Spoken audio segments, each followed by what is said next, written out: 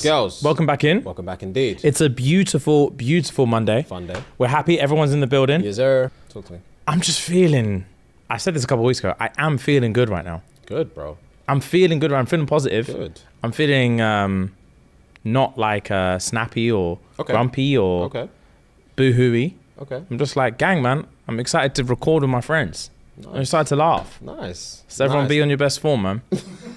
Don't let me down. Don't let me down. Don't let me down, man. But anyway, question of the week this week. Question of the week. And the question of the week this week is, what traumatized you as a kid?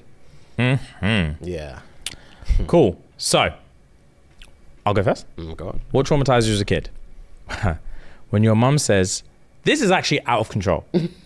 I don't think this has ever happened to me, but people agreed with it. Okay. When your mum says, okay, go get your shoes, then just leaves without you.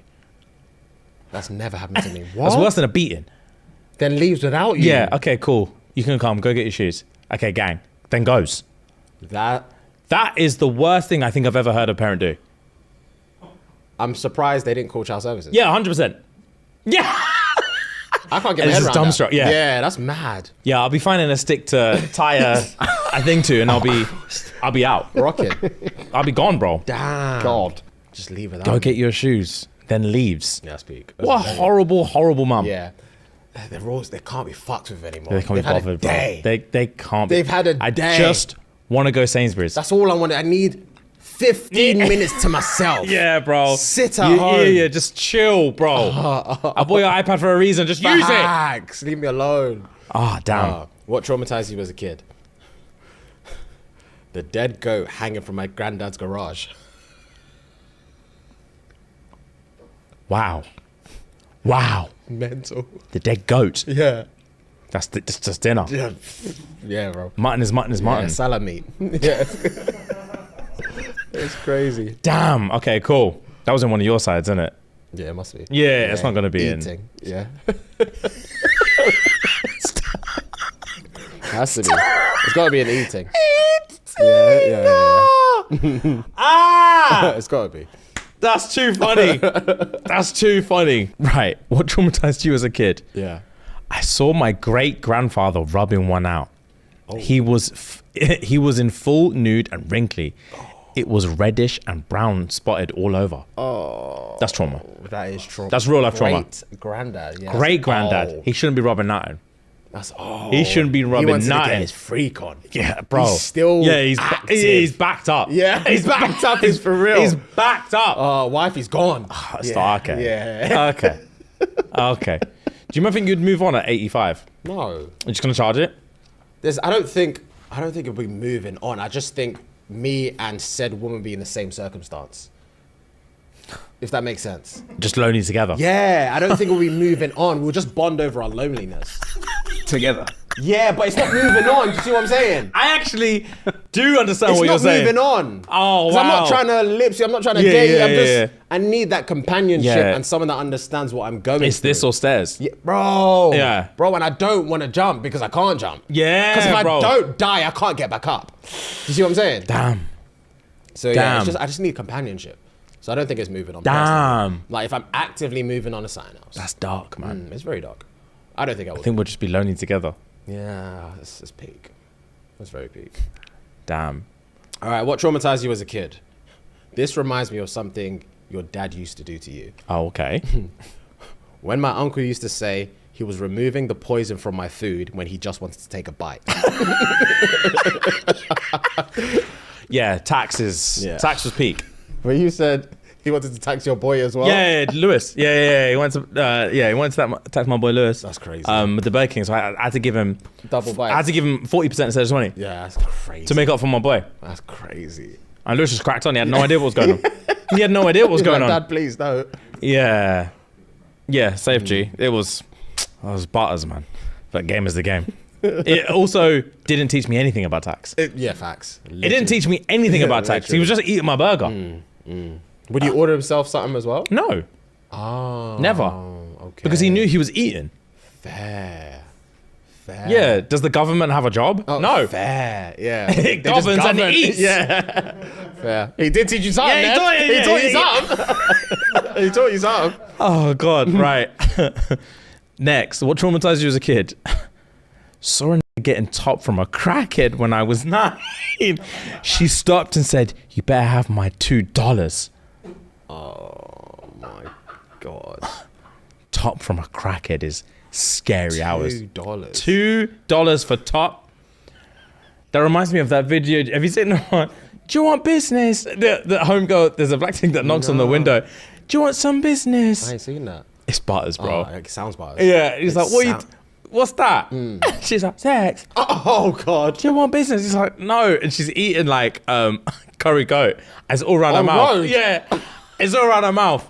And he's like, nah, man. You got curry all around your face. Oh, and she's like, oh, come on, darling. And then he's like, nah, I don't want any business. She's like, all right, have you got any spare change? Oh my God. And he's like, this is getting ridiculous. UK. Yeah, it was UK. Damn. Yeah. Do you want some business? What traumatized you as a kid? Other kids. Them motherfuckers would cook you if you couldn't color within the lines. Bro, kids will cook you for anything. Color within the lines, bro. Kids will cook you for literally anything. Bro. Yeah, it's... Damn. I told you, I think I got cooked for polishing my shoes. I went to school with clean shoes and then man were like, oh, what's this? A little church shoe. I ain't got shiny shoes. A little shoe shiner. Yeah, a little shoe shiner. These man have got moss growing on their wallabies. And I'm the waste man for cleaning. Ah, that's insane. Yeah. Damn. It was tough, bro. Yeah. Herd mentality though is crazy. Herd mentality is nuts. Yeah. Herd mentality is fucking crazy. Yeah. I remember, bro, I used to get cussed out when I got my first pair of Jordans. Because Jordans just weren't in. Thing. Yeah, I remember you saying. Yeah, they just weren't in. So I rocked up school in Jordans. The man was slewing me. Jordans, bro. Yeah. But at the time, I hear it. Yeah, I'm of course. I'm not gonna lie, I hear it. Yeah. 'Cause if I don't know Jordans, all I know is like Nike, whatever at the time, or Adidas at the time, or Umbro even at the Yeah. time. And I see a random thing in my mind that could be Diodora, and I'm slewing you.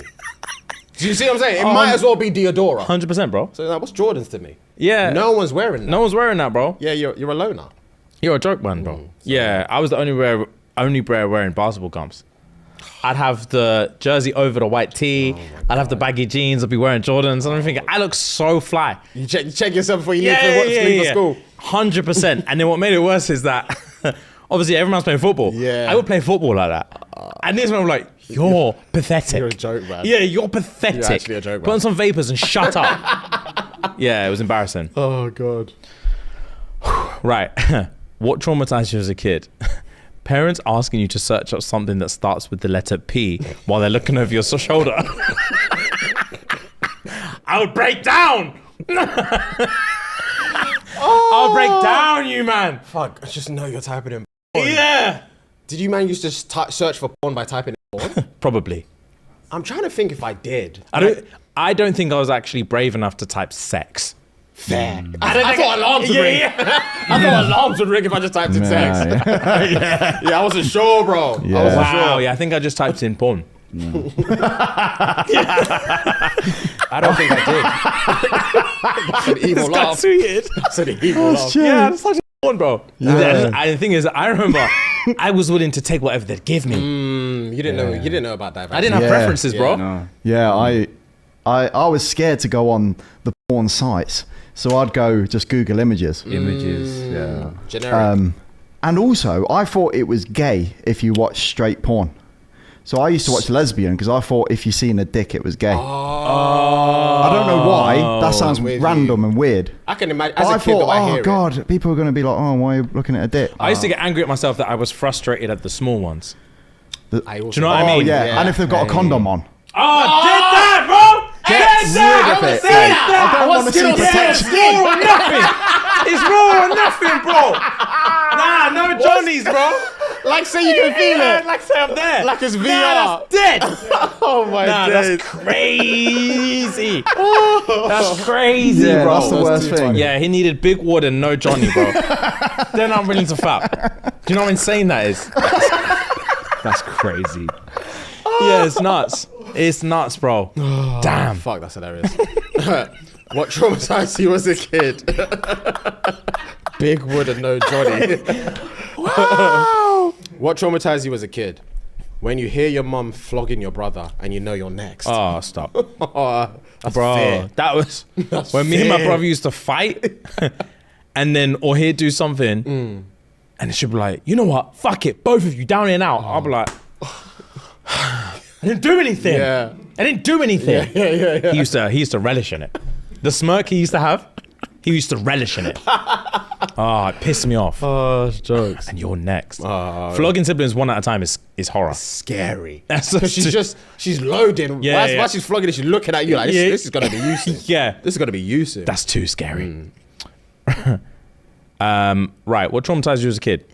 Oh God, when they say, "Let me hold your money for you." Never got that bitch back. My parents did that to me. There was like a good year that happened. That's dread. Yeah. But I was young. I really didn't know. I think it took me after like a few tries, let's say a month of trying, for me to understand I'm never getting this money back. That's harsh. And then that's when I was like, oh shit. Every time they say, oh, let me hold it for you, let me put it in your bank account. I'm 5. I ain't got a bank account. What are you talking Damn, about? they just spent it. Yeah, probably. I'm assuming so. Damn, that actually, to be fair, that never happened to me. Fair. My mum and dad never. The only thing my mum took from me, which I've still never forgiven her to this day, is my birthday Maltesers. What? I got a family pack of Maltesers for my birthday from my auntie. Yeah. I was gassed. And she was like, I remember it was a Sunday evening, come back from my dad's, it was late. Yeah. She was like, Kang, I'm going to put these in the fridge for you. Yeah. Put them in the fridge for you, and you can have them tomorrow. Yeah. The next day came, I was excited. Yeah. She backed the whole thing the night before. The whole thing, you man. Backed it. That's rude. Rude, bro. She was like, don't worry, I'll buy you another one. Like, she was so nonchalant about it. I never got it. I never got it. I wouldn't speak to her again. Yeah. I wouldn't speak to her again. Bro, I'm 33. I'm still bothered. I wouldn't speak to her again. I'm still bothered by it. Wow. I was excited for them. Wow. Yeah, man. it's rough, man. That is rough. What traumatized you as a kid? Your mum pulling up in the driveway and you realize you forgot to take the chicken out the freezer. Yeah, that's the go-to. I saw a lot of those. That's been me too many times. Really? Especially African household, too many times, brother. You just forget. Yeah, I bet. You just forget because you get back from school around 3 something. You should have taken it out before you went to school because Marge went to work before you went to school. And you're like, fuck, you're just at home, you're watching Pokemon or whatever's on at the time. You hear a pull up, you're like, fuck. You run downstairs to take it out then. Yeah. Why is it's the too chicken late, not defrosted? Yeah, it's one of the, I didn't write it down, but one of the tweets was literally that. It was like, when you forget and they come in and touch the TV and it's hot. So they're not even fucking about. The big back TV as well. Touch the back of TV is hot. Oh. Because I know they're going to touch it like that and then they're just going to raise Use that. that, Yeah, use that same hand to backhand you. Yeah. They're warming up. They're loading it. Bro, that was, to be fair, my mum, I don't remember my mum ever asked me to take anything out of the freezer, but ours was our chores, boy. Okay. Hoovering them up in the floor. And I remember one time seeing my mum's car pull up and I quickly tried mop. And I come back and she walks in the living room and she's like, James, come here. Oh, God. I walked in and the way the sun was shining, you could see the mop mark. It looked like a signature. It looked, man just done a signature thing. I was like, oh, allow it. She went off it, man. Okay, I bet. Went off it, man. I bet. Yeah, it was peak. Oh, It was God, peak, that's bro. hilarious. What traumatized you as a kid? Fuad's face.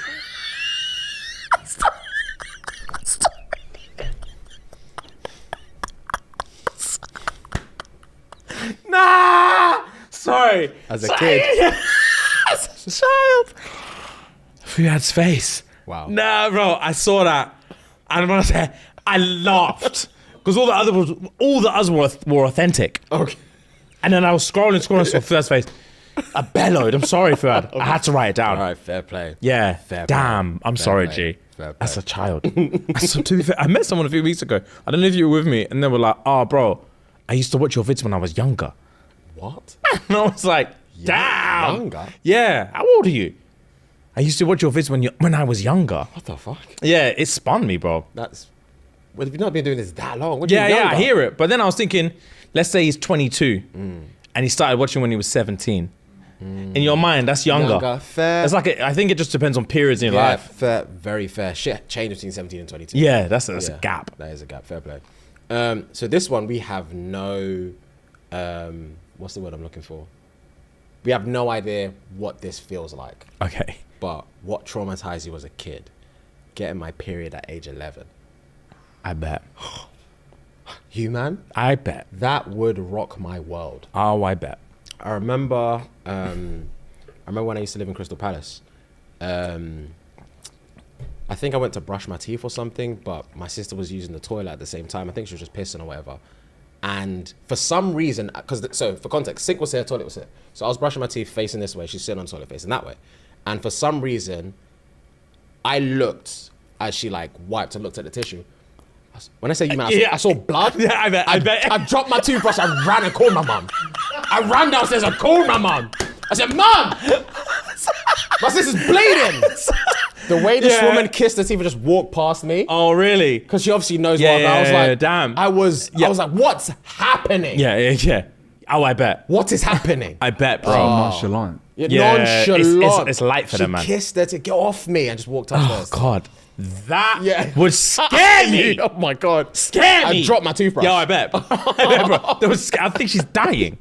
You don't bleed from there. Bro, yeah, I remember.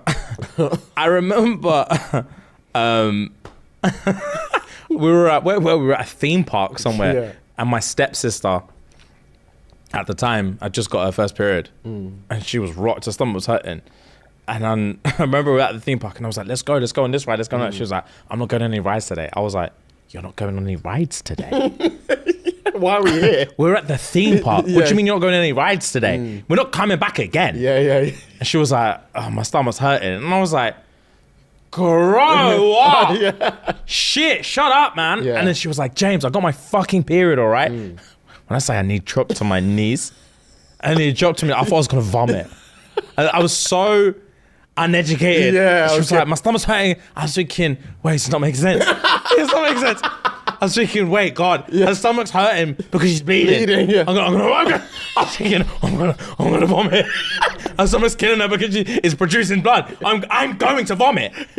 Wow, bro. Boys just really can't conceive the whole thing. Literally. They can't conceive it, bro. Literally, we can't, man. Damn, bro. And our changes don't really mean shit.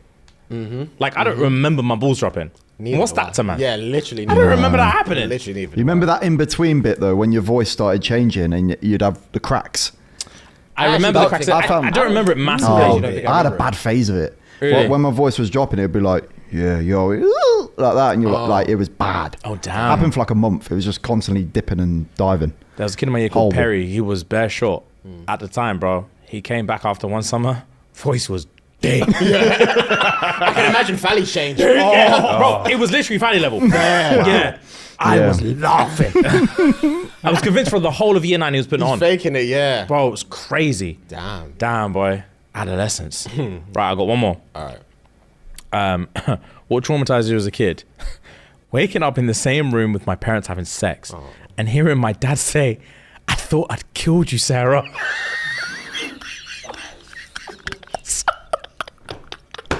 That is vile. They must have been fucking. They were banging. I thought I'd killed you, Sarah.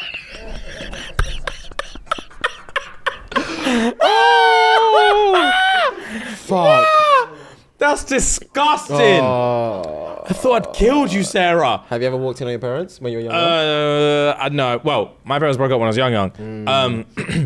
I've never walked in, but I've heard stuff. And it made me want to die. Yeah, there was one. I'm just going to tell it. When I say, my mum and my stepdad, one time we went on a holiday. I think we were in France or something, and we were on a beach, and it was like a caravan holiday. And then we're on the beach one day, and my mum and stepdad were drinking wine on the beach, drinking wine and giggling. I was just happy to be there. Me and my stepsister were there. I think my two brothers were asleep in the caravan. And then man were like, go back to the caravan. It's bedtime type thing. I was like, all right, bet. I skipped to bed. I was gassed. Half an hour later, these were drunk as fuck, stumbling in the caravan. And I was thinking, oh, they're bare loud, man. Shut up. 10 minutes later, one of them the ting was quaking. When I say you, man, I was up in my bunk bed staring at the ceiling. Like boy. Yeah. And I wanted to ask my sister if she was awake. I was like, I can't speak. I can't speak. Wow. Oh my God. It rocked my soul. You look at your mum different the next morning. Oh, bro, I couldn't make eye contact. God. Couldn't make eye contact. Oh, she was just having a time. Bro, just living. Just living. Just living, bro. I want to die, man. That's hilarious. All right, I've got a few more for me. What traumatized you as a kid? When my sister put 3 wall geckos on my back whilst I was showering. 3. 3 is crazy. 3 is crazy. How do you not feel 1? I was going to say, she must have dashed them all at once. Yes. That's Surely. crazier. That is crazier. That's crazier. Damn. I'm also not holding 3 wall geckos. Yeah, that's nuts. All right, what traumatized you as a kid? Walking in on my dad trimming my mum's bush with beard trimmers. Wow. That thing must have been grown. Fat beard trimmers. Grown. Oh my God. Love is love, innit? I'll do what I do for you. What traumatized you as a kid?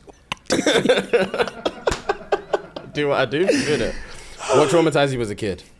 There was a floating, talking green mug in a Nigerian movie. Till this day, I don't like the color green. Damn, all right. Last one from me. And this one is our childhood. Okay, go on. What traumatized you as a kid? My sister trapping me in a bathroom after saying Bloody Mary in the mirror. That's not funny. Yeah, because I believe that shit. 100%. That and Candyman. Woo, bro. Candyman. Oh, wow. Yeah, that You're not looking me in the bathroom for that. that would scare the Christ out of me if I was a kid. Yeah, 100%. That's Wow. terrifying. That is terrifying. Wow. Where did the Bloody Mary thing even come from? I don't even know. Can we Google Bloody It's Mary? an urban legend, isn't it? Probably It's just going to come with the drink. the drink, yeah.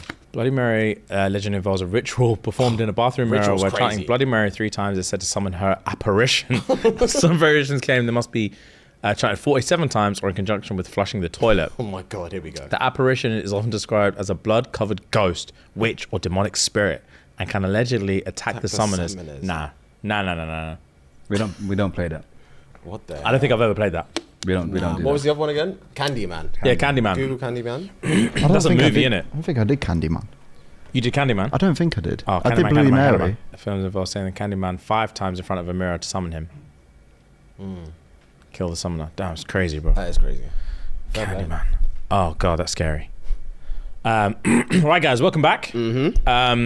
Obviously, if you like the show, please, if you haven't done it already, make sure you're doing it right now. Head over to patreon.com/ShxtsnGigs. It's going to cost you £3 a month. 10p a day. Run the P, to S&G. and then your daddies will take care of you. You're going to get indoctrinated into a cult, essentially. Literally. Yeah, you're going to get indoctrinated into a cult, and that might seem scary at first, but once you're in there, it's like swimwear. It's Literally. cozy. Open If it's arms. just right. Open arms, and you're like, wow.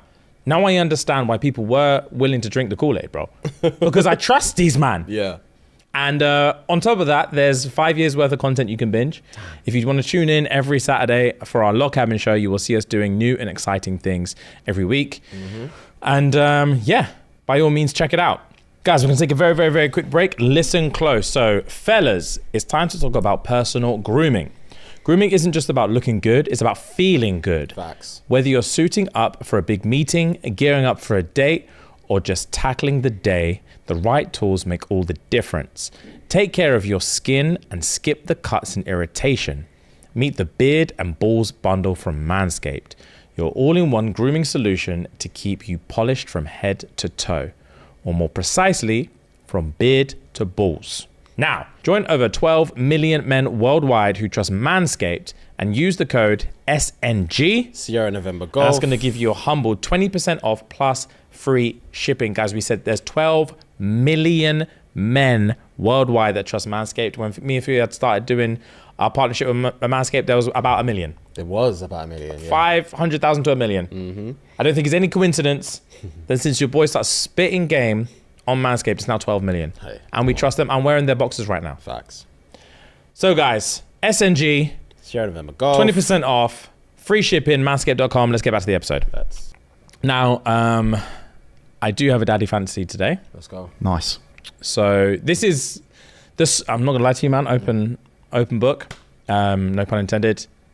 The stress of daddy fantasy is getting to me. Because you're it's like a job for you now. It's a fun job. Yeah. But when I say you, man, I get DMs. Oh. So okay. many DMs a day. Saying And if we what? miss a week, because we've had Basement Yard on or Harry and Darkest on, I get the abuse like say it's my fault. Yeah. Technically it's my fault, but Yeah, I hear what you're saying. yeah, it's these men want to pause the the guest episode for Daddy Fantasy. Jesus. I'm here for it, but if we haven't got, like I said, if we haven't got to a good part of the book, and I'm thinking, oh, I don't have much to update, yikes. Yeah, but Game is a game. I also feel like it's good anticipation for the next week. It's true. Before you get on to Daddy Fantasy, obviously, you know I am listening to the Audible version of it at the moment. So I've gotten to the part where I've just gotten past the part, where them might try break into Violet's room and try and nank her up. Oh my God. Yeah. What a scene. Yeah. Because I was hearing it. I was hearing everything. What a scene. I was imagining everything. Obviously, she got saved. And now they went to like some courtyard thing where all the Scale, Adana, and 10 are there because Zayden can't figure out as to why or how she froze time. And they're just trying to figure shit out in there. So we've now realized Zayden can't hear Andana, but 10 can hear Zayden, Violet can hear Scale. Yeah. So yeah, that's what I'm up to. Juicy. That's what I'm when up to. he rocked up in there and he just twisted all four of them. Yeah, he wasn't playing. Zayden's a real man. Yeah. Zayden's a real man. Okay, cool, right. But I've got another question. I'm confused because maybe I missed that part. I wasn't listening properly. There's 2 or 3 times she's referenced she doesn't know how they got into her room because the room was locked. But she said she does know the person that may have done it, but she hasn't. Do they mention the person afterwards? Do. Yeah, they do. Oh, so she's just saying it, but she hasn't said it yet. Yeah, there's a... Okay. There is... a twist. Woo! Okay. I'm thinking, she's mentioned it bare times, and Zayden keeps asking her, but she's not... She keeps saying to Zayden that, I know if I tell him who it was, he won't believe me, and this, that, and... Okay, cool. Yes. All right, cool. I thought I missed something. Yeah, I forgot about... I never broke that down in the thing. Yeah. Woo! Okay, cool. I thought I missed something. That was juicy. Say less. All right, it's cooking. It's a public accusation. Okay. It's a public accusation when it comes out. Cool. Wow. All right, cool, You're in for a treat. Say less. I'm excited. Tell me when you get there. You're in for a treat. It won't be long. Say less. Okay, cool. So, Daddy Fantasy. Rem, can you bring up the same images last week, please? Yes, sir. Random question about the audio version. Yeah. Have they had sex yet? Or like... No, not yet. I was going to say, how's that in audio? Yeah, they've not sex yet. I actually heard that they toned it down a bit, which is frustrating. Oh, really? Yeah. Because another thing is everyone keeps messaging me saying, "Oh, listen to the Audio. The dramatized audio, whatever." And I'm like, and my first thing was, I bet the sex scenes are insane. And then apparently everyone was like, yeah, the only downside is they toned down the sex stuff. I was thinking, that's all I want to listen to. Yeah, fair.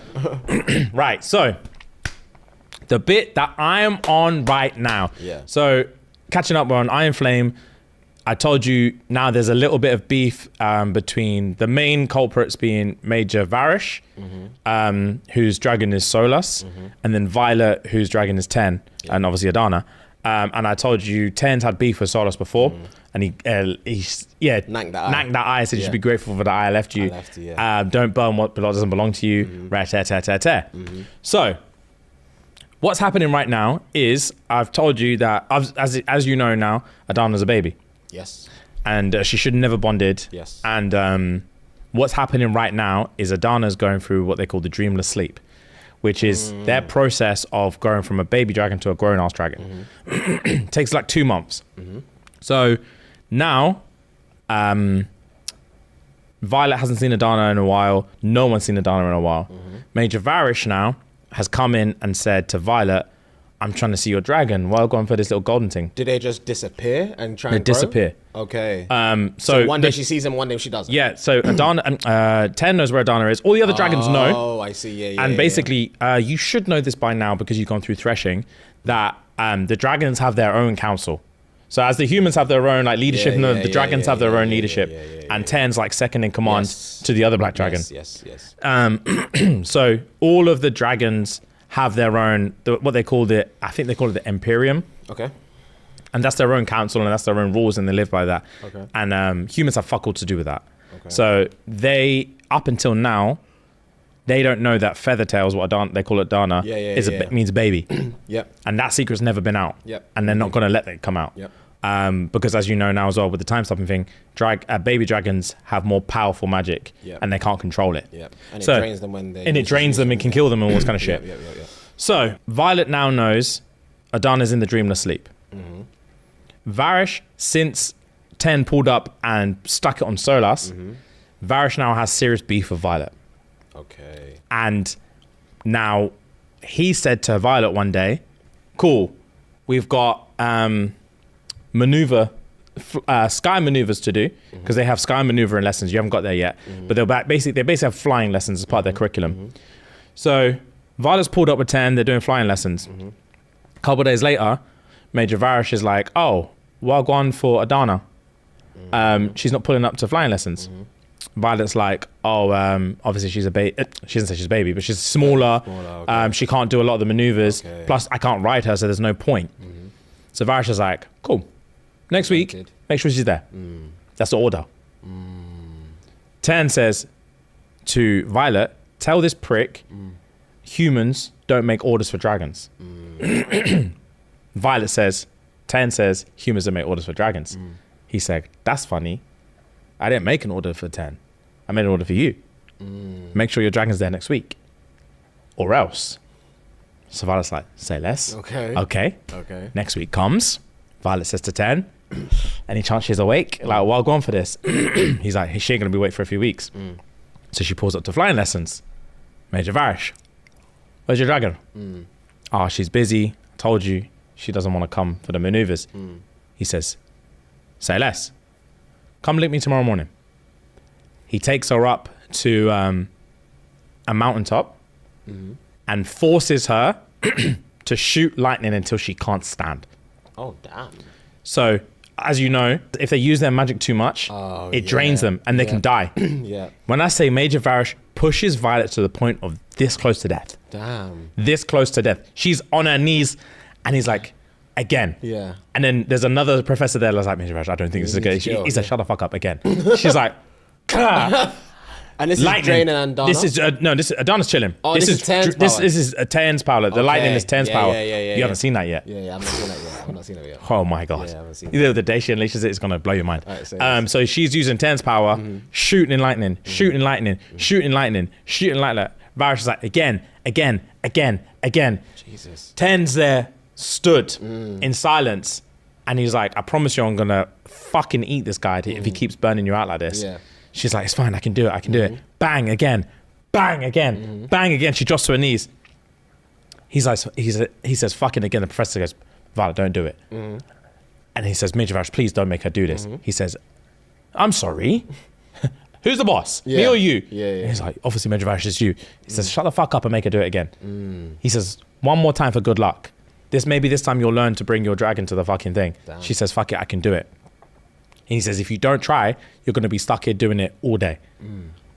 She shoots, it gets stuck in her hand, and it rips through her hand, like causes a fucking mountain crash, like a whole like fucking rumble thing, breaks down the mountain. She's stuck there like, and it's like attached to the mountain, attached to her hand, bro, zonks out. 10 quickly grabs her, throws her in a lake because her skin's on fire. And then she has to just sit there like nearly murked. Damn. 10 says, if that ever happens again, I'm not having it, bro. So everyone's like, wow, Varish is not playing. Fam, she's murked. Varish says, next week, make sure Adana's there. It's long. So wait, sorry to cut you off. In situations like that, 10 can't interfere? So basically, 10 understands that there are dragon rules and there are human rules. So he gets to the point of whatever he does to interrupt the hierarchy of humans is going to affect Violet badly. So he can go on a rampage and do all sorts, but he understands it's going to affect Violet really badly. So he tries to hold himself back, but he's constantly telling Violet, tell him this or tell him that, or I'm just gonna stop it. And it gets to the point of, if he's going to kill you anyway, I might as well just murk him. Fair. Okay. But Violet obviously has to be like, stop. It's okay. I can deal with this. Blah. So she heals from that. Varish says, bring Adana next week. I'm not playing with you anymore. She's like, all right, cool. Next week comes. Luckily, Zayden's brother is, or his cousin. It's his cousin, I think. Zayden's cousin is luckily one of the leadership in third year now. So he's managed to sort out a couple of things. So 2 weeks go by. They don't have to do maneuvers. He sorted this and that, and they don't have to do maneuver class for 2 weeks. Third week comes in. He's like, I can't do it again. I can't push it anymore. We've pushed our luck. They pull up, bro. She walks out onto the field. She sees 10. No Adana. She sees Varish smiling. Yeah. So Varish walks up and says, well, gone. He says, I'm almost pleased to see that your dragon's not here. Damn. She says, stop. That's violence. Yeah, he said, I'm almost pleased to see your dragon's not here. I guess you didn't learn from your last punishment. 10 steps up and says, I'm not playing this shit again. So Varish says, bring your fucking dragon here or else. 10 says, I've had enough.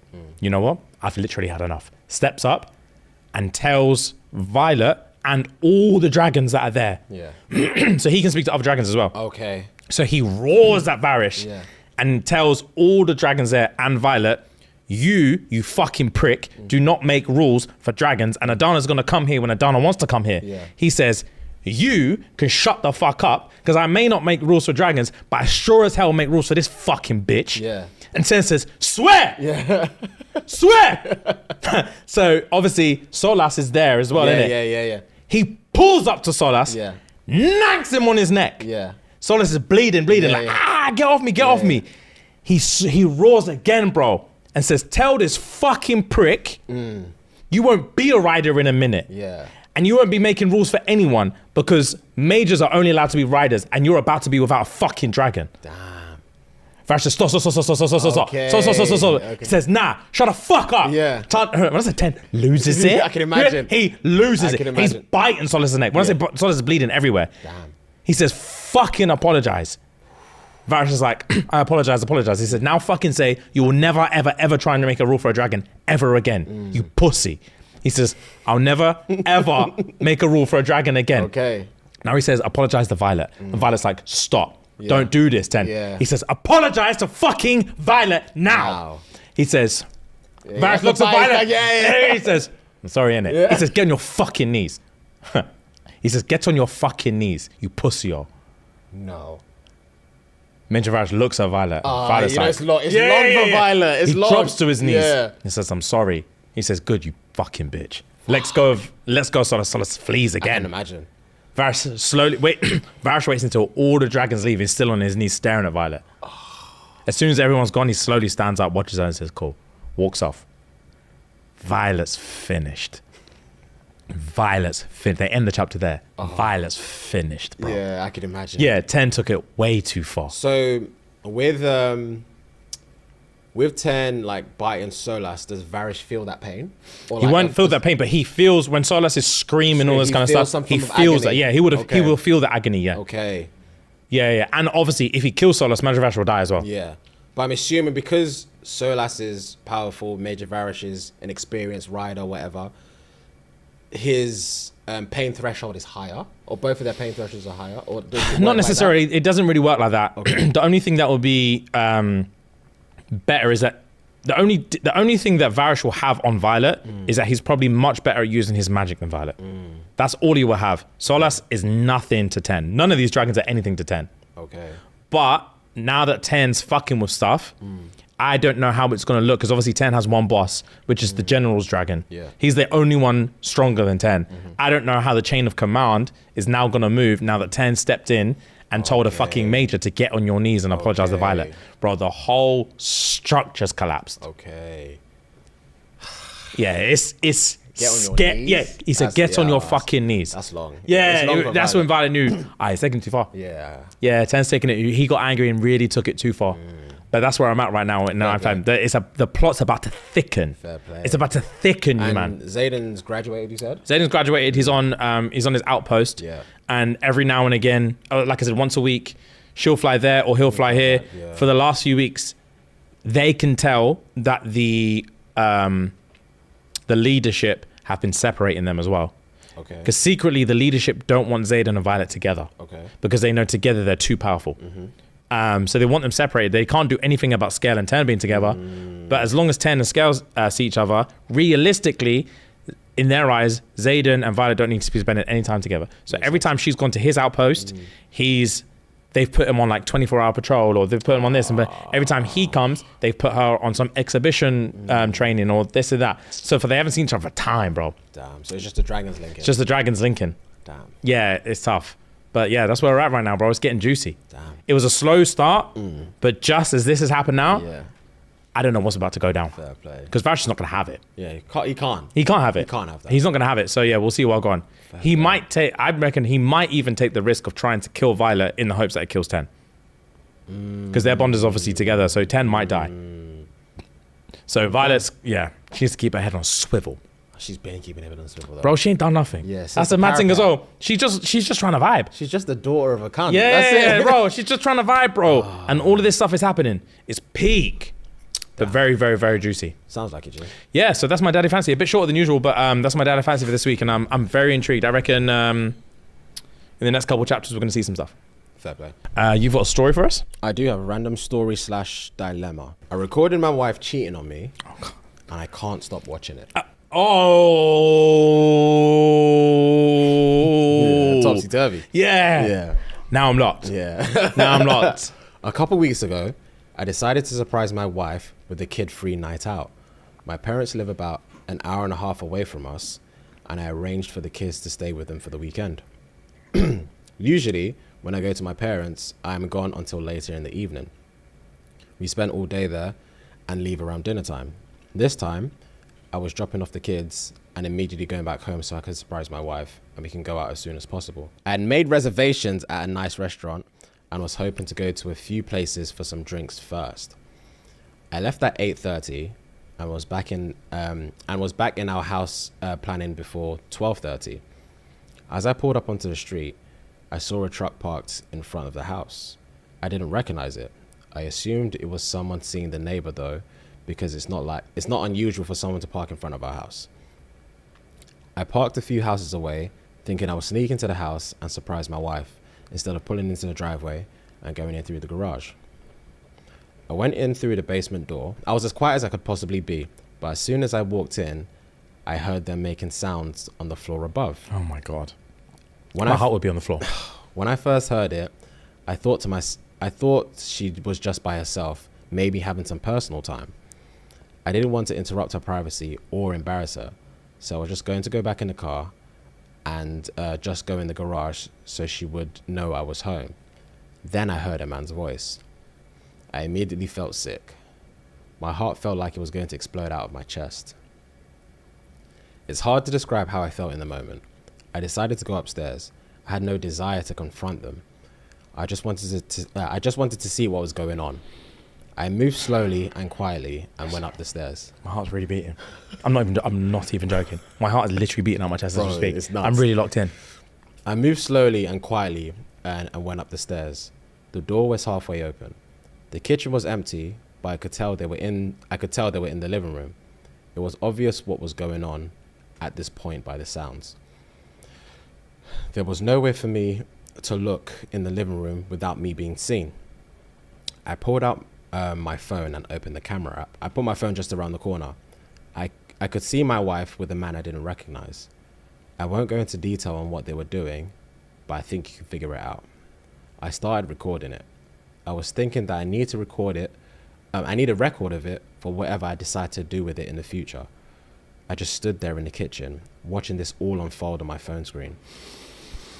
I felt like I could just scream at any moment, but for some reason, I just froze completely. This went on for several minutes. Oh my God. She finally jumped off him and made a comment about going to the bedroom, and they went upstairs. She even made a comment about how much time they had left.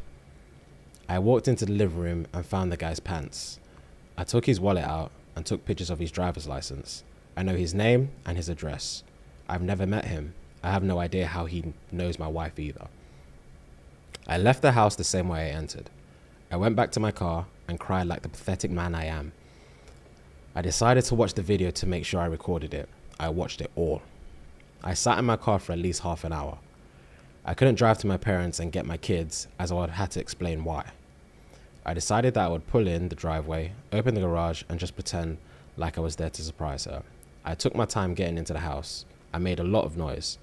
When I saw her, she was very flustered, asking me why I was home, etc. She was in a robe, and she said she was just getting ready for a bath. I told her about my plans, and she seemed excited.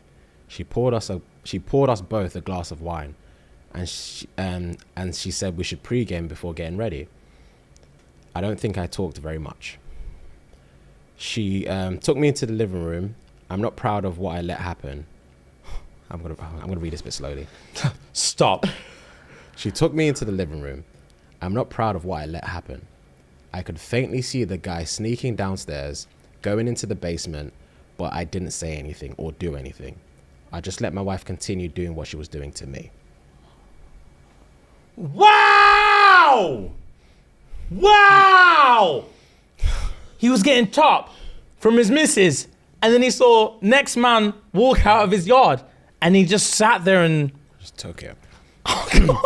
Just took it. Oh my god! Since that day... This is really real. Yeah. Since that day, I've watched this video of her repeatedly. I can't bring myself to make any decisions on what I should do next. She seems to know something is wrong with me because she's asked me a few times if I'm okay. I feel worthless, and every time I hit a low point, I watch the video again. Oh my god. I feel like I've watched it at least 10 times a day since I've caught them. What should I do? Question. Do you reckon he's fapped to it? Oh, Christ. It's dark. It's dark, but I 10 times a day, you man. yeah, That's I think he's probably. I think he has, but in like a crying state. Yeah, like a type of- shameful- like a shameful wank. Yeah, Oh god. I think he has. I don't know. I don't know what it is, but I feel like that's the only way he'll be able to get through it. Yeah. If that makes sense. I hear it. But yeah, that's a dark reading, man.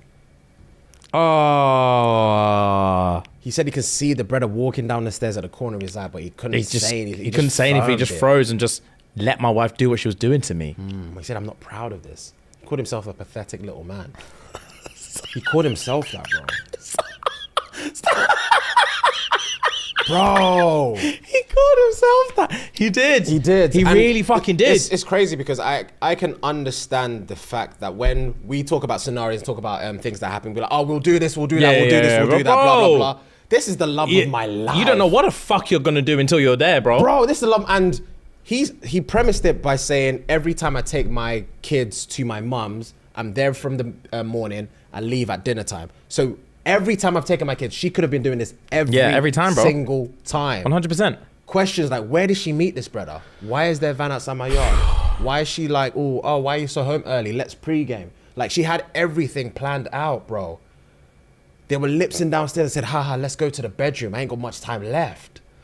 Like, what do you do when you see your wife is that calculated? You cry in the car like he did, bro. You just sit in the This car is and what cry. I'm saying, pathetic little man. Like, you have to convince yourself that this is it. Like, I don't even know. I wouldn't even know where to go from there. I wouldn't bro. know what to do. Because in this scenario specifically, he can't go back home or to his parents and pick up the youths because they're going to ask why. Yeah, let's say, well, go on. I can't bring that to my family, bro. I can't. Jesus. I don't even know if I'll be able to tell you, man, straight away. It would rock my world, bro. Yeah, it would kill me. I wouldn't be able to tell you, man. I've got it on my phone. I watch it every day, 10 times a day. Yeah. I'll be sitting these recordings in silence. You would have to get comedy from me. Oh, I don't think I'd come to work for a bit. Really? I'll make up an excuse. I don't know what I would say. I couldn't come to work. It would have to be drastic for you. You've never missed a week. Yeah, I know. In 5 years. I know. This is drastic, my bro. I know it is. So I'm saying, if you're not going to tell me the truth, I don't know what you're going to have to tell me. I know. But I think of some. Work would be the last thing on my mind, you know. Yeah. Would be the last thing on my mind. It reminds me of Ozark. Do you remember when he's looking at when Wendy cheats on him? Literally, like, right, episode 1. Yeah, Yeah. And he keeps rewinding it. I've seen that. Yeah. Damn, Horrible. man. Damn you, man. I wouldn't know what to do, bro. I wouldn't know what to do. And I can see in that moment when he's watching Homeboy trying to sneak out, he's thinking, this is the path of least resistance. Yeah. Because I could kick up a fuss, broski could just knock me out. Me, bro. And then I got to argue with him, I got to argue with her. Like, the safety aspect, who is this bro? Is he going to come in here and kill me? Like, I don't know what's going on. You're not the man of the yard, you're just a man in the yard. Stop. I'd have to get out there. I'd have to get out there, man. I couldn't do it.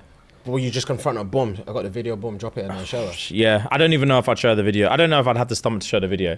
Because, like, my hand will be shaking, Yeah. giving it to her. And as I'm hearing it, as I'm watching her watch it, I know I will just be a frazzled mess. I don't know if I could bring myself to show her the video. You'd have to though. I don't know if I had, because she would be wanting proof as to why you're leaving. The thing is as well, I'm also not playing that shit. Yeah. You know you did it. I know you know. I don't need to prove anything to you. Just get out, or I'm getting out. I'm not. Like, what's this? Like, I get what you're saying. She would want that, but I don't. We're done. It's not like I'm accusing you, but I want to work it out, and she wants proof because of this. Nah, it's over. You had a man in this yard, and if she wants proof, then I could be like, I saw him leave our yard while you were giving me top. I saw him. And if she I know decides to his double, name. I've got his fucking details. that's what I'm saying. You gotta show something. Is what I'm saying. I don't think I do have to show her something. No, If she's gonna double down on, if she's like a really shitty person, and decides to double down on the gaslighting, then it's just gonna push you more and more towards being like, do you know what? Fuck it, here.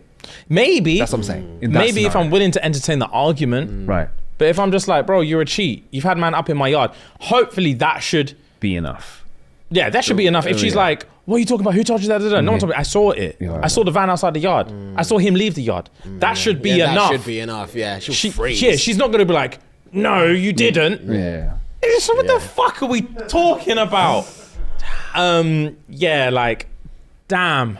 I really get that as well. Watching it 10 times a day would break me. Yeah, man. But I damn, this is the thing that stresses me out about, like, I've always said that in relationships, I remember you saying one time, the reason you wanted to be financially stable was so that you could provide for everyone, or you were too scared to have kids in the future because you were scared you won't be able to provide for them and all that kind of stuff. One of my biggest things has always been, I think I've said this before, I fear being in a relationship where I'm with someone and I don't want to be here and she doesn't want to be here, but we're locked, and it's easier to suffer together than it is for me to like break up with her, or like if I break up with her, I've got nowhere to go, or she's got nowhere to go, and all this kind of stuff. So you just tolerate shit, which I think is actually like most marriages. Like realistically, if you're paying a mortgage on your yard, who realistically has enough money to just go rent a new spot and just start again? Get a new car, get a new yard, and pay child support if you've got kids and all this kind of stuff. Like no one has that money.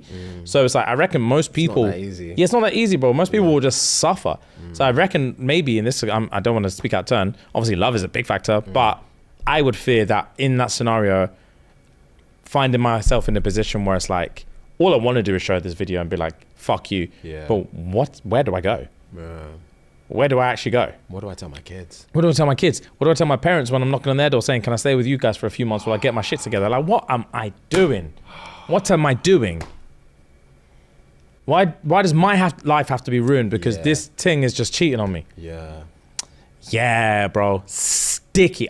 That's probably the most locked in I've been on a dilemma. I said, I'm not proud. I just let her do it while I watch the guy leave my house. That bit hit me. Bro, that's insane. Where did you find that? Twitter, bro. Damn. Yeah, Twitter. I couldn't do that. He couldn't be in my blurred vision. And he's There's a just periph. sneaking Yeah. like that. Yeah. Fuck off. How did he? Because I go soft straight away. That's Yeah, I was the gonna thing say, as well. she'll be tangled. Yeah, it's dental floss now. Yeah. Yeah, it's dental floss in there. Yeah. Man. I don't know how he maintained. Yeah, I don't Composure. get that. Maintain. I don't get Whilst that. Through he shame can and panic, bro. see- And also, Shame he and said panic he will was make me with that, addicted. bro. Yeah, I was going to say, but he struggled through it, bro. What were you gonna say, Rem? Sorry. Sorry. Before he mentioned the 10 times a day, watching it 10 times a day, he said he watches it over and over on his worst days. But then when he said the 10 times a day, that made it sound like that was just the norm. Oh yeah, 10 is the standard, So 10 and on is the the really low standard, days it's 20. Yeah. It's just on repeat.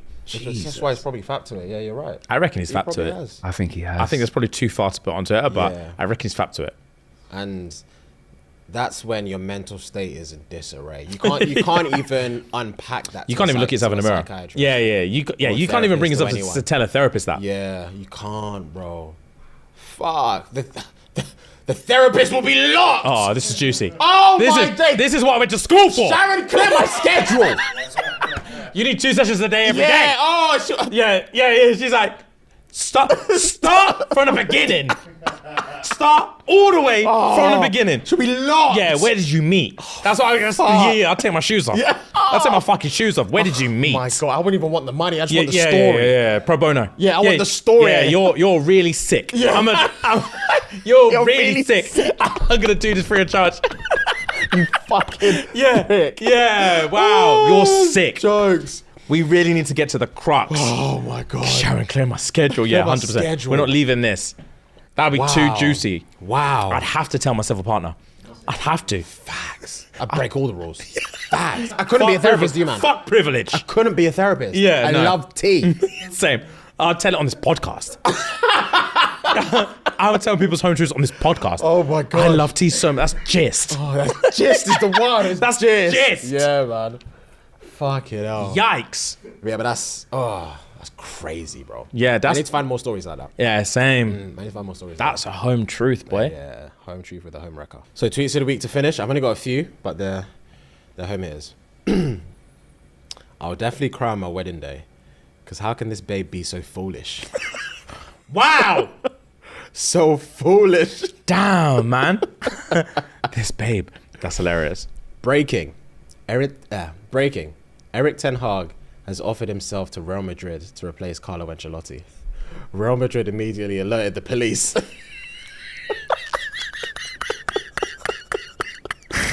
Nah. How does that make you feel? How does this make me feel? Yeah. Obviously it's fake. Yeah. Obviously it's fake. I feel no type of Okay, way, bro. fair. Literally. When, apart from probably... what? Just a funny tweet. Apart from maybe Ole Gunnar Solskjaer, I really have no ties with any ex-managers. Okay, fair. Yeah, because Ole used to play for us, you know. That's the only reason. And during his tenure, I think after Sir Alex, he was the best. No, bar Mourinho. I think Mourinho was the best, then it was him. So, yeah, I have no ties whatsoever. Okay, fair. All right, next one. I told my ex, fuck your whole family. And her mum texts me, I've been nothing but nice to you. Oh, see that? That would break me. That would fuck me up. I've been nothing but nice to you. Yeah, like, Yeah, I didn't sorry. mean you. I didn't mean that. I didn't mean you, but you know what I meant. Yeah, at the same like time. I was saying fuck her by extension, Yeah. and like Yeah. I wasn't thinking about you when I said fuck your Yeah. family. I was imaginary. Yeah, facts. I've been nothing but nice to you. I'll block myself. Yeah, fact, I'll just right, move on. yeah. Yeah, I fucked up. because I can't see her again. fucked Also, you're a snitch. Why are you telling your mom? Why are you telling your mom that's a fuck your whole family? What's wrong with you? Who does that? Literally, who does that? Have you never argued before? Whoever broke this bitch's heart owes me a fade. This motherfucker don't believe anything I say.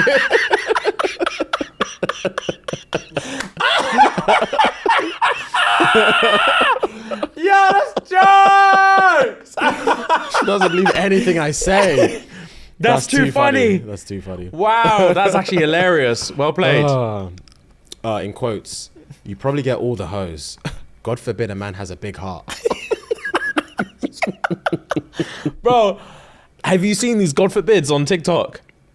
I think someone sent me something on Twitter, I believe. I think it was like a compilation on Twitter. I've read some of them, but I've not seen them all. Bro, Yeah.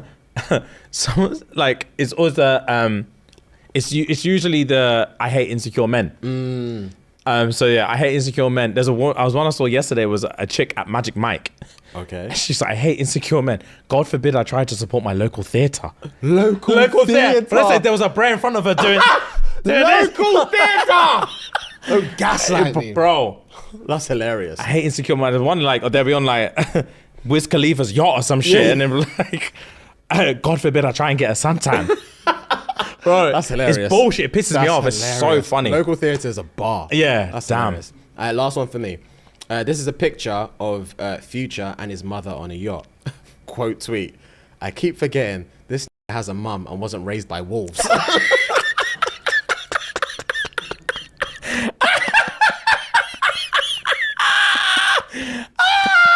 That's too funny. That's too funny, bro. Wow. Raised by wolves. Yeah, damn. That's jokes. That was a nice finish, man. I really enjoyed this episode. It was kind of different. Same. That story changed the game. Good episode. Yeah, I'm gonna try and find more stories like that. Okay, cool. So I'm a lock in. Oh, right, guys, we're gonna leave it there. As always, for more fun times, head over to patreon.com/ShxtsnGigs. And girls, welcome back in. Welcome back indeed. We're fucking excited today. We're cooking, man. We're back in the house. And yeah, man, we didn't speak about it obviously because KSI was in, but yeah, we changed the. Oh yeah, we did. Yeah, we painted the set. I much prefer it. Oh, it looks so much I much prefer it. so bro. clean, much man. cleaner. It looks crispy. Very aesthetic. But anyway, outside of that, guys, Snatch in 60 has officially started. It's begun. It's begun. So guys, if you haven't seen any of the social posts, what you doing for starters? Facts. Yeah, get online. It's everywhere. Yeah, get online. It's literally everywhere. But we have started a 60-day challenge called Snatched in 60, and we're all going to become paintings. We are. Cute little snatch paintings. We are. In the next 60 days. Come on now. So what that means is, guys, we need you to join in with us. Yep. As we do. Yep. Come together. Yep. As the family that we are. Yep. To all get snatched and panged together. And the way that we're going to do that is, should we go through the rules first? Yep. There are 6 rules in the 60-day Snatched challenge. So the first rule is you have to walk a minimum of 8,000 steps. So make sure you guys are doing that. Walk outside, walk in your yard, walk to the park, walk to your garage, or I don't care, just walk in. Yeah, it's actually not that hard to do. It's not. It's really not. It's not, because I did, this might sound ridiculous, but I finished on 2K yesterday. Yeah. I didn't have my whoop on for the shoot. Yeah. But I finished on 2K, and that was based on my phone, and I didn't have my phone with me. Oh, yeah, like the whole day. We were on a yeah. shoot all day yesterday. Yeah, management had my phone all day, and then I still finished on 2K steps. So like that, I was like, 8K is doable. It's easy. It sounds a lot, but trust me, it's not that hard. I will tell you a way you can track your steps perfectly soon. Second one is drink 3 liters of water minimum. I've downloaded a water tracker. So How'd you do that? they're just apps, bro. So every time, because obviously you guys know I always have my liter thingy. I think it's in the other room. No, it's in the car today. I always have my liter bottle. So every time I finish one, I just put 1 liter in. So Fair. I know for a fact that I've had said amount, because there are times where it could be like 4 p.m. I'm like, have I had one of these or have I had 2 of these? And I hear always you. forget. Yeah, So I hear let you. me track my shit. Okay, cool. And then if there's like a silhouette of a human, it like fills up the thing. So it knows how much I've had. Yeah, you're juicing. Yeah, I'm juicing. Yeah, you're juicing. Yeah, I'm fluid. Yeah, I couldn't see just water at my kneecaps. Yeah, bro. Yeah, at the end of the It's at day. the feet. Yeah, you're like, Damn, I'm dehydrated. I'm dehydrated. Yeah, bro. What? So That's yeah, jokes. get your water trackers out, guys. Make sure you're drinking at least 3 liters of water. So we have 8,000 steps, 3 liters of water. Make sure you are doing at least 45 minutes of exercise. Gang. That could be in the gym, that could be a sport, that could be running, that could be cycling. Just make sure you are being active for at least 45 Cheeks? minutes. Cheeks count? Cardio is cardio. Yeah, I think cheeks should count. Cardio is cardio. As long as them calories for bun, Yeah, man, it can work. Yeah, glute bridges underneath. Yeah, glute bridges. If you're a power bar, Come on now. Come on now. Gang. And then you rock the boat. Yeah, gang. Come on now. All right, Yeah. cheeks count. Yeah, 45 is a session. That's a session. That's a Yeah, bro. That's session. how you get snatched. Yeah, come on, Of now. 45 It's for all in the cheeks? waist Yeah, anyway. 100%. It's all in the waist anyway. Ooh, and that's how you get those 3 liters in as well. I guzzle. Yeah, I guzzle afterwards, bro. I guzzle at least a 500. Yeah, 100%, bro. I want it to drip through my beard. And And then you go for a second glow. Yeah. Yeah. We're getting pang, bro. I feel like a dancer on stage. Wait for the next track. Yeah, 100%. I feel like an R&B singer. That's hilarious. So we have, just to recap, guys, we have 8,000 steps, 3 liters of water minimum, 45 minutes of some exercise of sorts. We also have stick to a diet.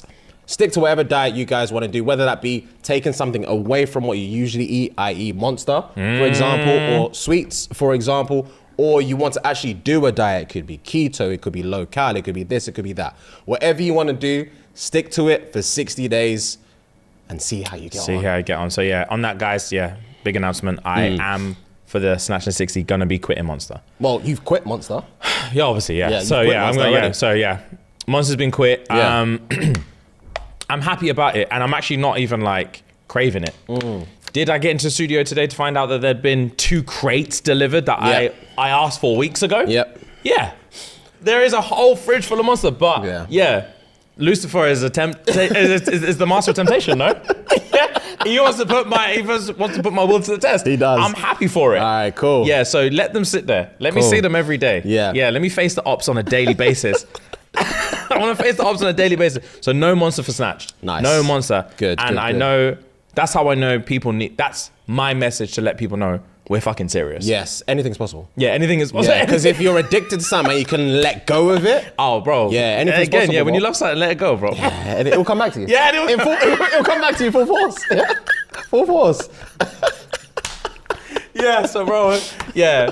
Monster's done for Snatch, bro. Nice. Daddy's taking this shit serious. Nice. And last but not least, penultimate rule, 10 minutes outside touching grass. Yeah, You bro. have to be one with nature, be zen outside, and just ground breathe in yourself, some bro. oxygen. Yeah, get ground some. yourself. You know, there are times where I've done this in the past so many times.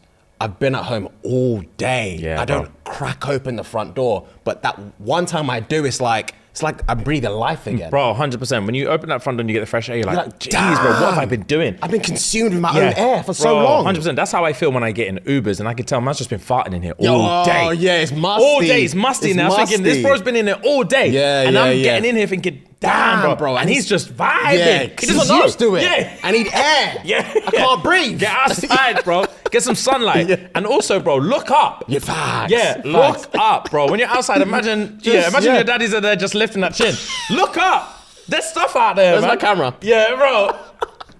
Bro, 100% look up. Look up, There's a man. whole world out there, bro. Come when I on, go man. outside, bro, my neck hurts because I just be I'm on my phone. I'm antisocial, dude. Look man, up, look bro. up and look at your surroundings, man. Be one with nature. Yeah. And last but not least, we have a weekly challenge that drops every single Saturday. So you can follow that with us on patreon.com/ShxtsnGigs. So let's recap. 6 rules. We have 8,000 steps. We have 3 liters of water.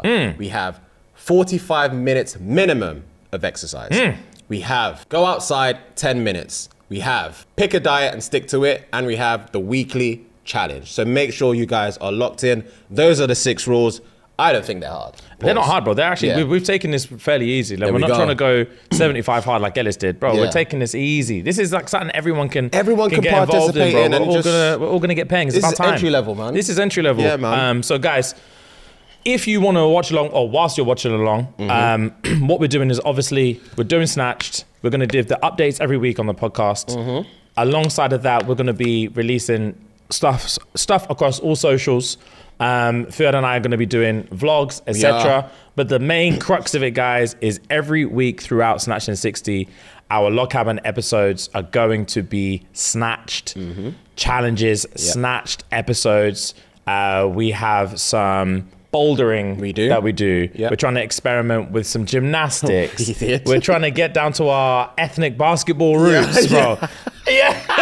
You're trying to get back to the basketball roots, bro. God. We're trying different types of exercise, Yeah. different ways in which we can get snatched. And it's a fun time, bro. So get over to patreon.com/ShxtsnGigs. Yes, Every sir. Saturday, guys, look out for the next episode because we've put a fuck ton of effort into this series and we're taking it super serious. The whole team has been working overtime. Yep.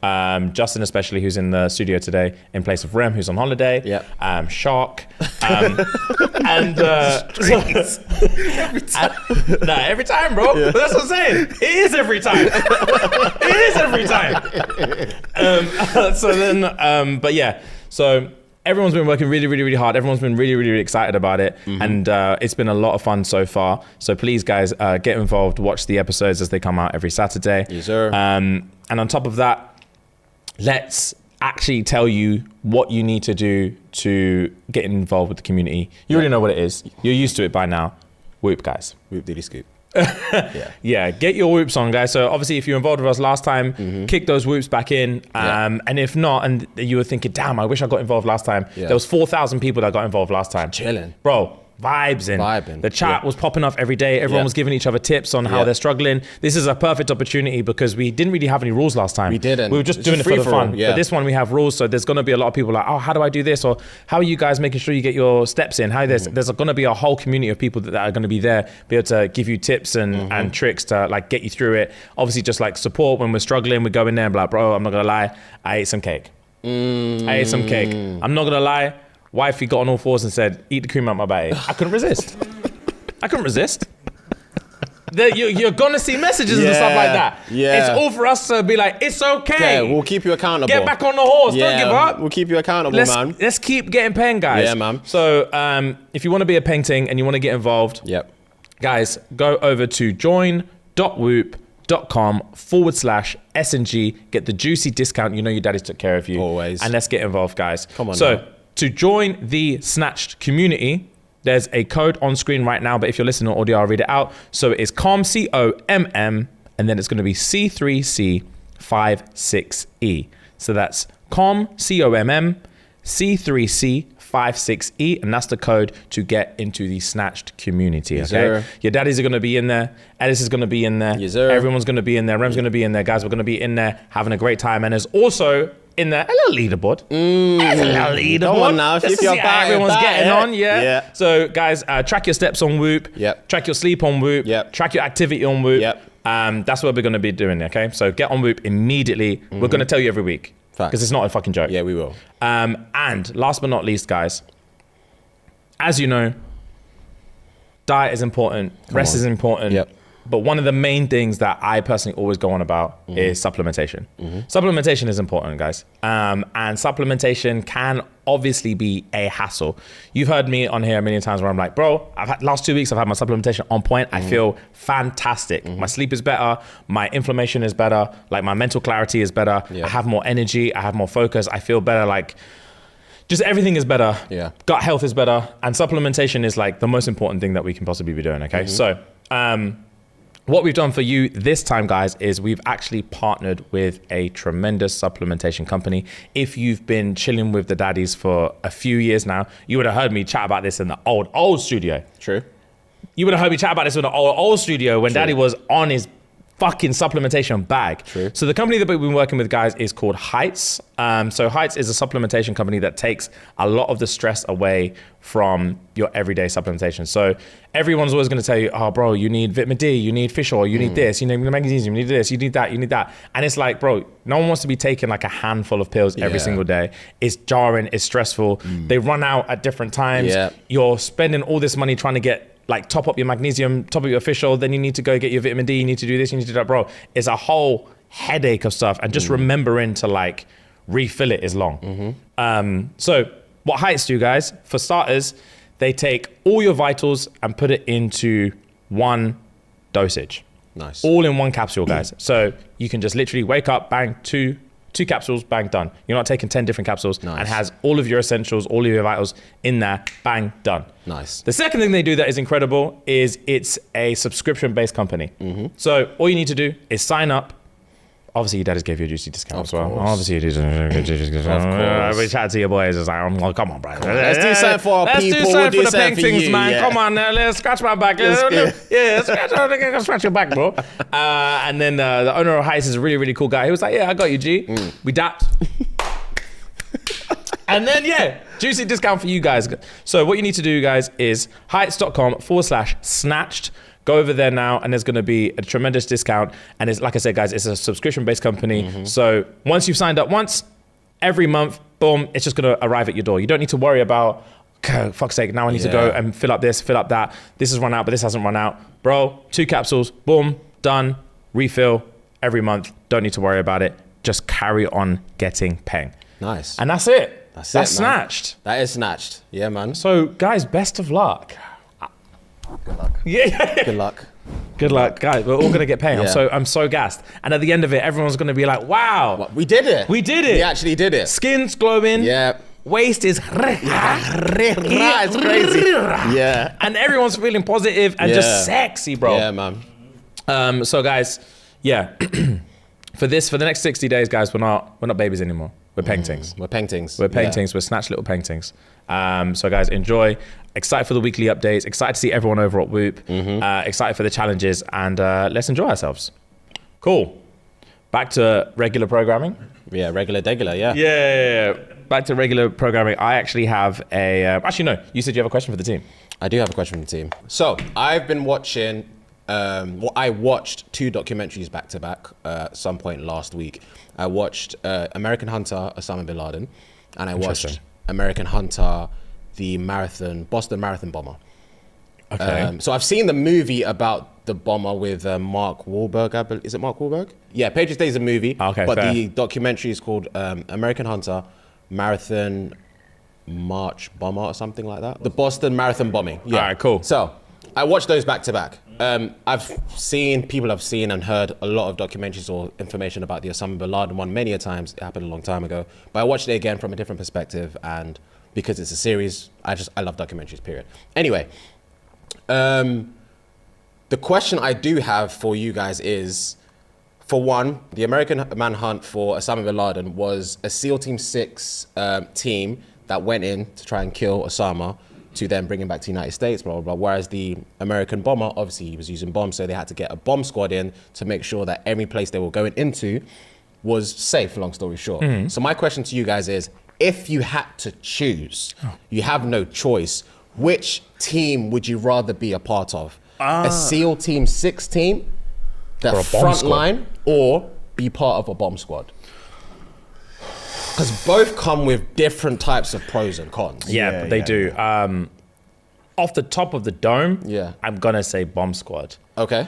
But I'll be scared to walk. I'll be scared. Every step would be my Everest. Every step, bro. I'll be scared to walk. Because you'll be padded up. I'm padded up, bro. And then like every step, I'm like, you'll be breathing like Darth Vader. Yeah, 100%.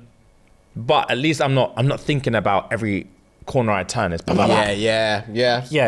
The SEAL Team 6, they're moving too efficient. Yeah. So there's a clear. Check the eastern quadrant. Clear. Over there, like you man, English. I missed the last comms. English. Repeat yourself. 100%. Yeah, and then you gotta watch out for innocents. Yeah. Running past, bro. You just see like someone's wife just. Don't do that!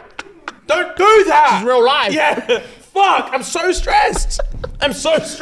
Bro, no, I couldn't. I couldn't do it. So bomb squad? Bomb squad, bro. Ellis? I think I want to be on the SEALs. Yeah? Yeah. Of course. I would. Yeah, I would. Yeah, I would. I prefer that than searching for bombs. Fair. It's a bit tedious, isn't it? Tedious. It's not crazy. no, it's in like... In comparison. It's a bit more like... I don't know. I would rather be on the front line covering all that shit than just like going around with a little scanner. Fair enough, bro. Do you know what I mean? Yeah. See it how you see it. Yeah. Justin? I'm gonna join him. You're gonna join him on the front line? My inner action man's screaming. Yeah. I'm like, I'm there. I'm ready. I'm ready. Play. Right now, I'm not, but Yeah, if I'm there, I'll be. After snatch. Yeah, after snatch. Yeah, You're ready. I'm SEAL Team there. 6, yeah. I'm there. Fair I'm play. excited. And you? It's a tough one because just to piggyback off what you said about just like you never know, just shooting, blah blah blah. You never. There was a point where they got into the yard. This is the Osama bin Laden one. They got into the yard of where they thought he was staying. It's a three-story house. They were on the second floor. There was about 12 of the SEALs in total, but 10 of them are dispersed to different floors and different rooms. Just duppying, man. I'm not hearing that. So the head honcho and one other brer was left at the bottom of the stairs, looking at the room Osama potentially would be in. It wasn't a door, it was a curtain, so they're seeing shadows. Nope. Ultimately they're saying, we need at least 3 more men so we can pattern this room just in case. Nope. But Homeboy was like, fuck it, if we go now, we can rush him and take him. We don't know who's behind it, but we can rush him and take him. Nope. He said, yeah, let's go. He tapped his shoulder, pap, pap. They ran upstairs. Huh. James, they ran upstairs. As soon as they ran upstairs, they saw one man there. First man jumped on the next man.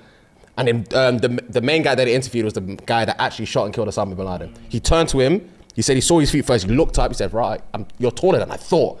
You have to die. Ga, ga. You have to die. You have to die. Ga, ga. Fam, twice. You're telling me I thought you have to die. You have to ga, ga. Nah, Got bro. him twice. I was like, that's adrenaline. Yeah, that's too much, bro. And then it's literally, he said, as soon as I shot him, it's like, fuck, what do I do now? Yeah, facts. They said, oh, we need to get all the stuff because there's going to be so much information about future potential plannings and stuff, blah, blah, let's get all the stuff, and then they dipped. But that being said, I think I would have to join, no, I think I'd have to join you and do Bomb Squad, because I feel like even though every time I get home safely, God willing, I'd be like, okay, that was too much. I don't know if I can do that again. I think I'm more likely to get used to being in the Bomb Squad than being in the SEAL Team 6. Yeah. Because I don't think... I don't think I can do that again. Every day after work. Yeah. I don't think I can do Because that I again. genuinely don't think I will be able to do that again after one mission in SEAL Team 6. That would ruin me. Yeah, that's the thing. These man do tours. Tours, These man bro. did this whole summer thing, adrenaline. Yeah. No. You get home, bro, and your general's begging you in 2 days. Like, bro, We need you I again. need you. Nah, bro. That's my whole career Yeah, done. I What are you just talking come about? back. Nah, you're insane. Yeah, you're insane. I'm not going back out For there. context, these man were in Miami on holiday chilling when they got bailed saying, we got a mission for you. See, nah, bro. They were looking forward to this Miami thing. Nah. They were like 2 days in, diving off boats and shit. No. I need to de-stress. Yeah, bro. It's such a high stress job. It's too much. Yeah. It's too much. I don't think I can do that. I don't think I can do this again. But Yeah, bro. Good watches, both But of yeah, them. the Bomb Squad that's adrenaline, bro. From when you pull up in the apartment block, you bust through the door, you find it there, and you're like, that's gonna take out a whole city block. Yeah, bro. And you're there with the You have to which have wire? steady No. hands. Ooh! Oh, look at you. We're gonna be in the same team. We're gonna be in the same team. When we get to the red and blue wire, I'll be there. I'll be like, Remember your training. Yeah, remember. That's what I'll shout. Remember your training. Which one's the ground wire? I say, fam, are you sure? You could ask me if I'm sure. Oh, bro, I'll tell you, you have to snip it. The team will be counting down from 10. You have to snip it. I can't focus. Oh my Yeah, bro, God. that's so intense. Yeah. Wow, that's a good question. Kudos to them man that do it, man. And women. Yeah, it's 100%. insane. They're insane. too brave, bro. Okay, guys, we're gonna take a very, very, very quick break to talk about Manscaped. Yes, sir. So the heat has officially arrived overseas, and the Lawnmower 5.0 Ultra in the white hot special edition colorway from Manscaped is now available across the UK, Europe, and Australia. It's the same trimmer trusted by millions of men's balls, now with a clean white and gold finish that looks just as smooth as it shaves. But this isn't just a pretty face. The Lawnmower 5.0 Ultra is built to handle your most sensitive areas with care, helping reduce the risk of nicks, cuts, and irritation where it matters most. Whether you're cleaning things up for a date, a trip, or just to feel a little bit more put together, the white hot trimmer makes below the waist grooming a whole lot smoother. Now, I was just telling Fuad that I swear by this because they sent us the white hot John the other day, and yeah, Smooth, bro. Smooth, bro. Yeah, my balls have been slapping against my legs. Slapping, bro. Clean. Pendulum. Yeah, clean, bro. Breezy. So, guys, join over 12 million men worldwide who trust Manscaped and use the code SNG Sierra November Golf for 15% off your entire order at manscaped.com. Let's get back to the episode. Right. When I say you, man, I've got a show for you, man. Okay. And I'm gonna need you to literally buckle in. Okay. Buckle in. Yeah. Because how this is I've binged 3 seasons of this bitch over the last 2 weeks. Oh damn. And how it's never been spoken about or discovered is beyond me. Okay. So Americans, I don't know if you're gonna even be able to access this, but find a will away. It's on Channel 4. Yeah. It's called Open House. Have you ever heard of it? No. I didn't think so. This is a show, right, about people who are couples Yeah. who want to try and open their relationship and be in like open relationships, right? Interesting. And there's a whole country manor Yeah. where they have people that are, they call them the residents. Yeah. The residents that are just there to fuck. Okay. And they're just DTF, bro. Okay. And then the couples will pull up and the couples will go there and be like, oh, we're looking for like we're thinking about spicing things up. We want to like get a threesome going with a girl or whatever. And there's a therapist there's like, oh, what makes you want to do this? And do you have any concerns and worries? And da da da da da. And then like, okay, cool. There's going to be a pool party tonight. Go downstairs. You'll meet all the residents. Have some drinks. Have some fun. Find a girl that you like. Ask her if she wants to pull up back to the bedroom. Yeah. And then, bro, it just goes from there. This is your bag, but you love shit like this. I love it. This reality style TV is your bag. I love it. When I discovered this, I was like, what? Yeah. What? This is the most Channel 4 sounding show. Oh, bro. I was like, I've watched 3 seasons of it, you man. Damn. Back to back. I love it. I got up to date last night. Yeah. Bro, so. It's still ongoing. So season 3 is coming out week by week now. Okay. So I watched, basically I turned on in my hotel and it was just on. At like 1 in the morning. Yeah, and I was like, what the hell is this? And I caught the back end of one of the episodes of season 3. I was like, damn, what is this? So then I went on my streamer, saw there's 3 seasons of it. I said, hell yeah. So I watched all of the other season 3s. Yeah. Then I watched all of season 2. And last night I watched all of season 1. Oh, they're not concurrent? They're different? They are. So obviously season 1 was ages ago. Yeah. But I started, because I'd already watched an episode of season 3. I just caught up on season 3. Okay. And then instead of going back to season 1, I just thought, fuck it. So I went to season 2, and then I watched season 1. Okay. Because they're not concurrent. They're not concurrent, okay. So no, there's not one couple who's in season 1 who makes it season 3. Oh, okay, They're cool, literally cool. there for a weekend. Cool. The couple goes in, they're there for a weekend, so they usually have like 2 episodes. Okay. They're there for a weekend, 1 night, 2 night dip. Okay. Brother, when I say it ruins relationships, it ruins relationships, bro. Okay. Because it's never what these men are expecting. I can imagine. Oh, brother. Well, I can't imagine. So, to be fair. I'll pick out a couple of examples. Yeah. There's one where sometimes they're not expecting. One thing that they don't expect is fucking rejection. So there's sometimes, bro, there was one couple that went in there, yeah, and they were like, boom, boom, boom, boom, boom. I'm gassed, want to spice it up, la, la, la, la, la, la, la, la, la. And then they've pulled up in there. Again, therapist is like, cool, what are you looking for? Da, da, da. And like, all right, cool. I think we're looking for something with a girl or rat-tat-tat-tat. And she's like, cool, go to the party, see what I'll go on. Yeah. So then the husband and wife, they're like, cool, they're a bit nervous. They've got dressed up. They go down to the party. Everyone's like, hi, nice to meet you, blah, blah, blah, blah, blah. I'm not going to lie. Were they paying? No, they weren't. So they've gone in there, blah, blah, blah. And they're like, cool, having a few chats, having a few drinks. Everyone's chill. And then they pull to the corner and like, oh, is it any of the girls that you like? Are you feeling this? Are you feeling that? And the wife's like, oh, I like this girl. And the husband's like, yeah, I like this girl too. Blah, blah, blah, blah, blah. Like, let's get into it. Let's go. Rat-tat-tat. Okay. So then they pull up now. Yeah. And they're like, oh, sorry. They'll say, like, call her Grace or whatever. Grace, can I pull you to the side? Let's have a chat. And they're like, cool, what's going on, guys? And they're like, oh, we really like your vibe. We're wondering if you want to come back to the room, get to know each other a little bit better. And then, bro, Grace would be like, can I be honest, bro? There was one, yeah. Where Grace, not Grace, it wasn't Grace, it was another one. Yeah. She was like, can I be honest? It was a thing called Precious. Yeah. She was like, can I be honest? Yeah. And then they were like, yes, be honest. Well, go on. She was like, to the wife, you, Lang, your man? I can't. She said, I see him as a brother, and that's it. Oh my I'm getting brother vibes. days. She was like, I'm just not attracted to you. And he was like, wow. Yeah, it's cool. And the wife was like, yeah, no, that's fine. That's fine.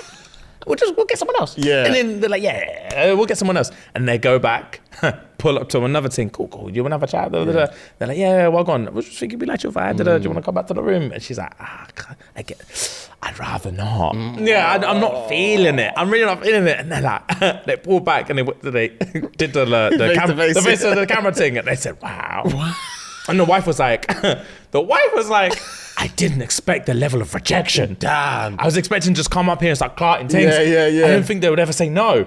And then she even was like, and I definitely didn't think that we're chatting to gal, and the gal would be like, they find me attractive, but they don't find you. When I say he was biting his nails. They wouldn't fancy you. Yeah, I'd bite my nails too. I'd bite my nails too. I'd have nothing to say. Yeah, I've been rejected twice. Yeah, this couple, it wasn't this couple, but this is this couple with the guys wearing the brace, the braces. That happened to them as well. Okay. And they pulled up and they were like, bro, I'm just not feeling it. And they were like, damn. And then this couple wanted a threesome. And then because they couldn't pattern the ting, they had to charge it and find another couple. They had to charge it and find another couple because the wife literally turned to him and was like, I don't feel comfortable with you banging another man. We came here to find a gal. Like, and she basically was like, big man, we're trying. Like, no one wants to fuck you. No one wants to fuck you, bro. But if we find a couple, a little foursome thing, you might get something out of this. And he was like, fuck, fine. Wow. Bro, it was brutal. It was brutal. And then there was like, I said, see the couple next to them, the girl with the black top and the guy with the, bro, that one was rough. So this couple now, they're married, everything's cool. She wants to bang other guys. Yeah. She wants to bang, and he loves her so much. Yeah. He does not feel comfortable with this concept. But he loves her so much that he's like, I don't want to lose you, so I'm willing to entertain this. I'm willing to try it, bro. Yeah. So she's like, gang. She's excited, but he's like, but you just, babe, take it easy on me. Because like, I love you and I'm like, I'm jealous and all this kind of stuff. Like, I want to know that you're not gonna, because they chat to the therapist. Yeah. And it's like, I'm insecure about you finding someone that you find more attractive than me. And like, you want to be with that person. And she's like, babe, I love you. Like, I would never do that. And he's like, yeah, but that's just what I'm worried about. Because you're telling me that I'm not enough for you. Yeah. And she's like, you are enough for me. I just want to like spice things up. He's like, all right, cool. I love you. Let's go try it. But they get in there, couple drinks. She doesn't know how to watch her fucking mouth. Couple drinks. And then they're like, oh, anyone you're feeling? There's a guy, there was one of the residents called Josh. Yeah. They pulled, obviously them two were together, chat to the cameraman's like, oh, anyone you're feeling? And she was like, honestly, that Josh is fucking gorgeous. The husband looked at her and was like, what did you say? Oh my God. And she's smiling like, no, whoa. He's like, he's fucking gorgeous. He's like, did you just say he's fucking gorgeous? Fuck's He's like, sake. she said, we've been together 8 years. You've never spoken about me like that. She was like, but that's how I think about you. But you've never said it like that. Yeah. You said it with passion. Yeah. Like, you can't wait to fuck this guy. And then, bro, the husband's like barling. He was like, I'm sorry. He said, I'm sorry, guys. I'm sorry. I need a minute. He said, just give me a minute. You're not my boy. Yeah, she was like, damn, bro. Like, why you gotta take it so personal? He was like, I can't not. Yeah, man. I love you. He was like, you don't get it. I love you. And now you're begging to bang this other guy. And you're saying he's fucking gorgeous. Damn, I son. can't take it, babe. Damn. And then eventually, bro, he had to nut up and just let her get clarted by Josh. Damn. Yeah, him and Josh banged her together. And you see the banging as well, by the way. Yeah. Old Big Brother style, where it's all like black and white. Long days. You see her getting rocked. Damn. Yeah. Yeah, and not even gonna lie, the husband was at the top and just stroking her head. Josh was ramming her. I couldn't. Josh, the husband's in there like, go for it, Josh. Go for it, Josh. That's cocky. Yeah, bro. And it was and then it was a lot. Damn. Yeah, and there was another one where the bro had a fantasy of like, I want to see my wife get clarted. And she was like, yeah, he wants to see me like in a spit roast. He wants to see this and see that. Damn. And then he's like, yeah, turns me on. So the therapist's like, all right, go pat it then. So they're out there chatting to a couple guys like, oh, do you want to come back? I want to see you and my wife. Bro, when it came to it, he couldn't take it. I bet. And then the thing is, the therapist was like, I think it's important that you feel involved. So like, I don't want you just sitting there watching kind of thing. I think in your head, it might be sexier than it might be in reality. So she told the wife, obviously get involved with the other guys, all this kind of stuff. But when you feel comfortable, invite your partner in. Yeah. All do this together. She was like, yeah. When I say she got lost in it, she forgot he was there. Fuck. And the partner was waiting. But he knew he had to wait for the invite. Yeah. Because the therapist was like, you have to wait for him to invite you in. Don't just jump in there. You have to wait. He was waiting. She was getting banged. At no point did she say, babe, come in. She was lost in it. She was lost in it. He got dressed. The husband got dressed. Yeah, he got dressed. He came outside the room. Cameraman's waiting outside the room. He's like, bro, she doesn't know I'm there. I'm a spare part. I'm a fucking spare part. Yeah, it was peak, bro. And she came out and she was like, I'm sorry, babe. I forgot. Yeah, I got lost in the sauce. And he's like, God. wow. Yeah, it solidifies some relationships because a lot of them do have like a really good experience. Okay. Some of them are rocked for life. Damn. I saw a couple yesterday, they broke up on the spot. Damn. Broke up on the spot because she went off with a brer, he went off with a girl, and just like a separate thing, they both fell in love with with other things. They came back to therapist the next day and they literally were like, I think it's charged. I think the relationship is charged.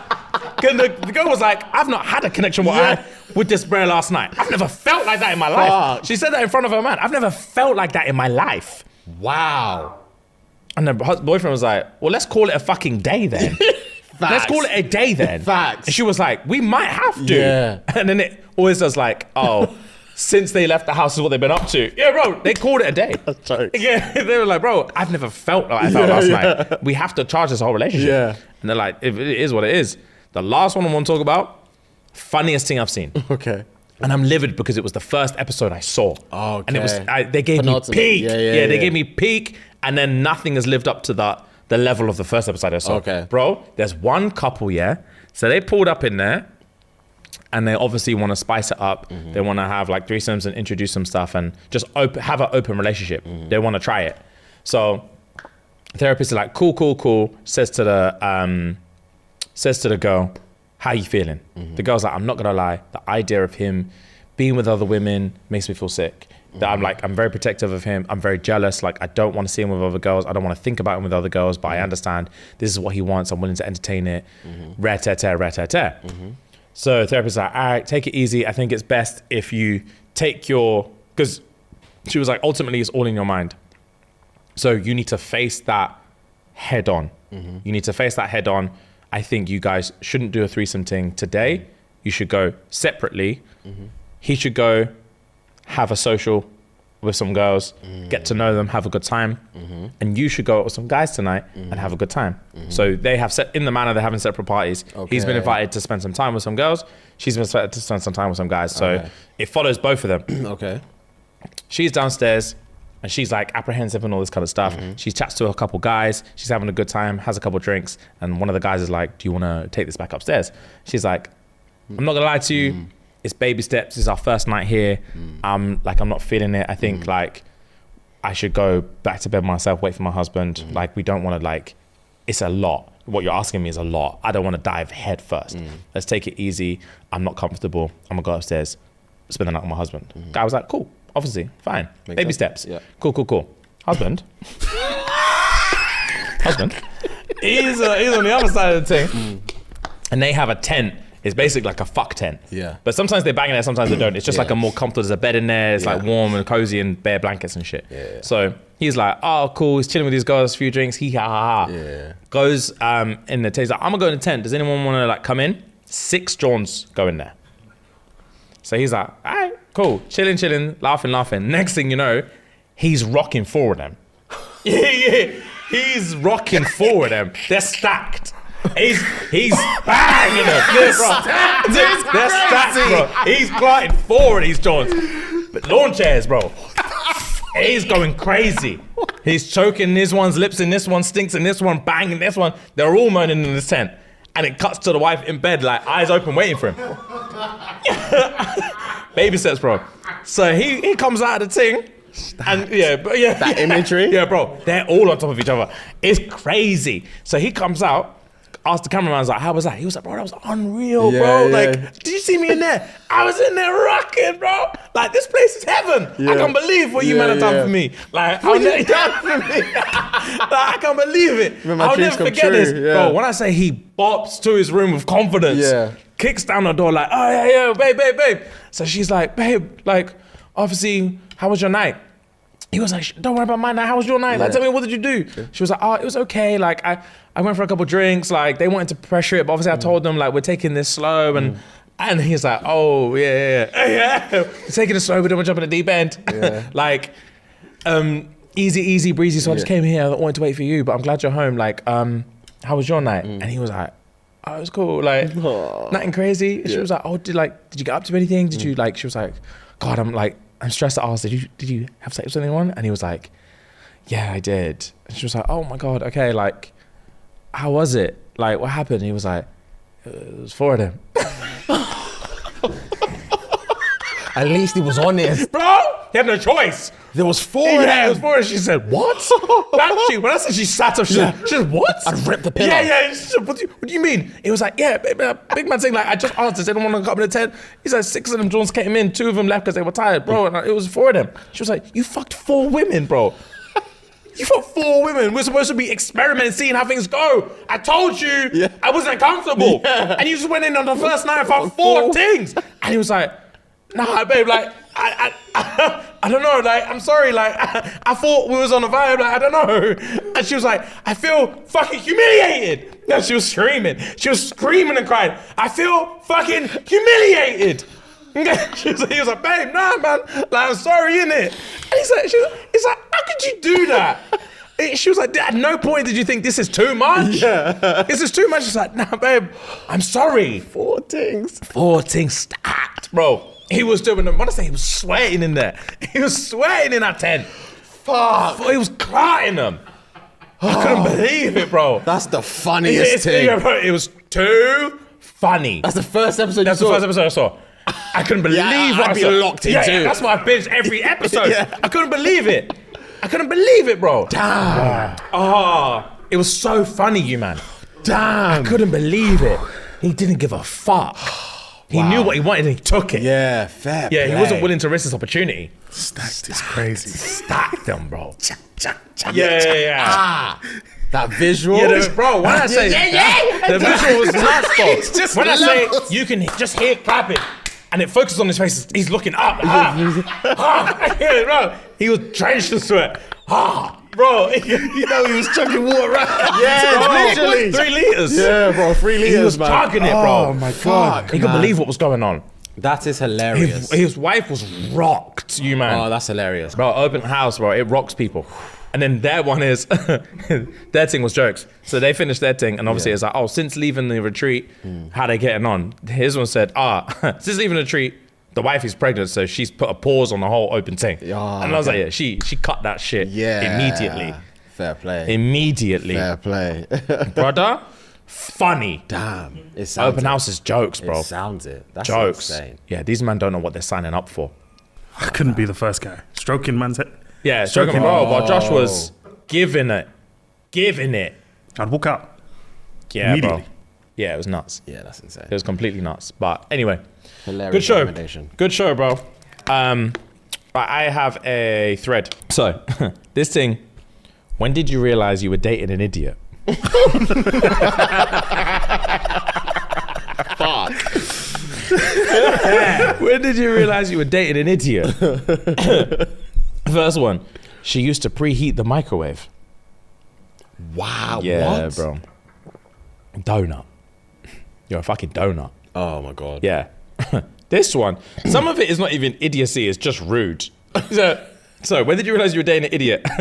He tried to slap my ass, but he missed and hit my lower back. It hurt. And he said, in my defense, they look the same. Oh, that is rude. In my defense, they look the same. Bro, back and back, I can't tell. Flat is flat is flat. That's That would take me out. bro. In my Yeah. babe, in my defense, they look the same. They look exactly the same.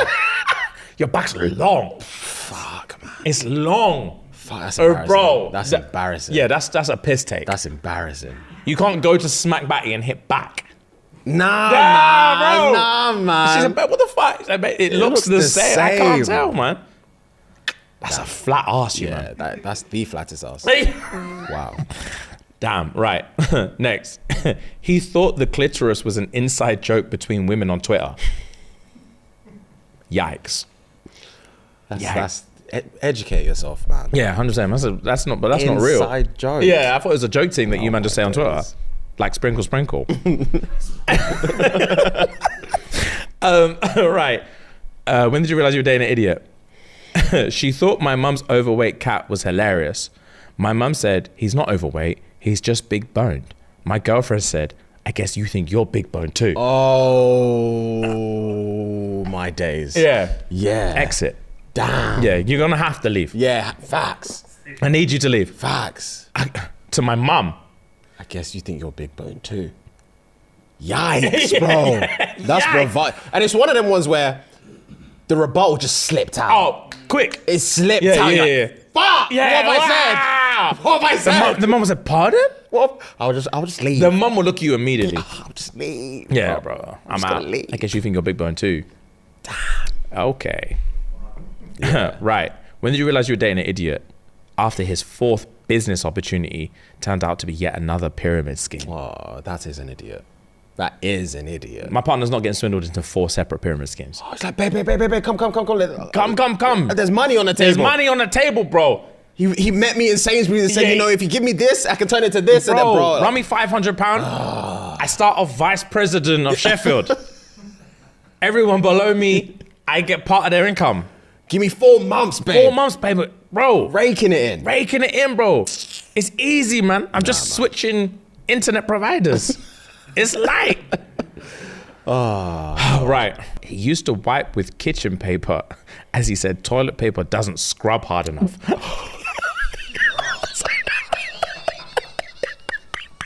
Scrub is barbaric.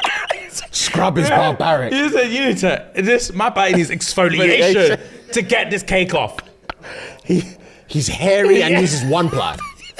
That's what I'm deducing from this. Yeah. His finger pokes through every time. Every single time. Toilet paper doesn't scrub hard enough. Scrub is disgusting.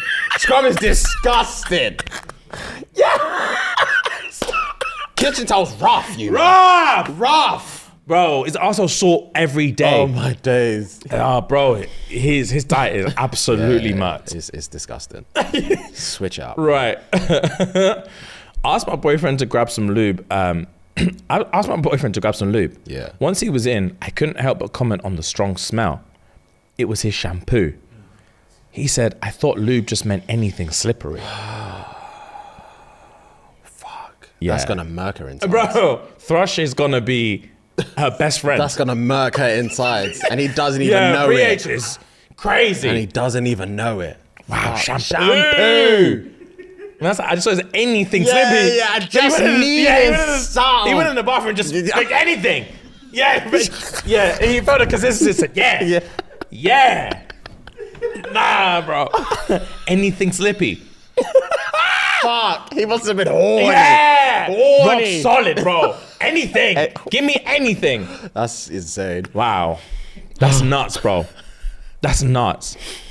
Oh, right. God. My girlfriend once broke up with me because she said she got a negative STI result. She thought negative just meant bad news. Yeah, I'm happy when you're gone. Yeah. I'm happy you're gone. I need you out of my You're an life. idiot. Yeah. You're not beefing me about that. Yeah, but no. Babe, I did an STI test. All right, cool. Ting said it's negative. All right, gang. Gang. Oh, you think that? Is that gang to you? Yeah. Like, Is that gang to you? What's happening? Yeah. You think that's funny? Negative. Is that gang to you? Yeah, negative. Do you even know what negative means? Yeah, negative. Yeah, it means bad. Which means bad means disease. Yeah, bad news for you. It means bad news for you. Oh, God. When did you realize you were dating an idiot? She used to lick her phone screen to clean it in public. Oh. That's disgusting, you man. Surely not. That's Surely there's no more not. bacteria than what's on that screen. Yeah, surely not. I've seen something where it says that your phone screen is equivalent to like 2 toilets. Yeah, I've seen that. That's rough. Yeah. Oh my God. To be fair, I need to start anti-backing my same. my thing constantly. I need some phone wipes to anti-back because this shit. When I say I launched this phone anyway. Yeah. And your phone is face down a lot. Oh, it's On always face down. surfaces, Yeah, it's always face down, bro. Yeah. And then I'm just putting that thing here and here, same. all over my shit, all over my shit. And I wonder why I have breakouts. Damn. Right. Last one. Once at my parents' house, my new boyfriend went to the toilet. A while passed before we heard him shout, "Do you have any wet wipes? Or do I just have to have a shitty ass all day?"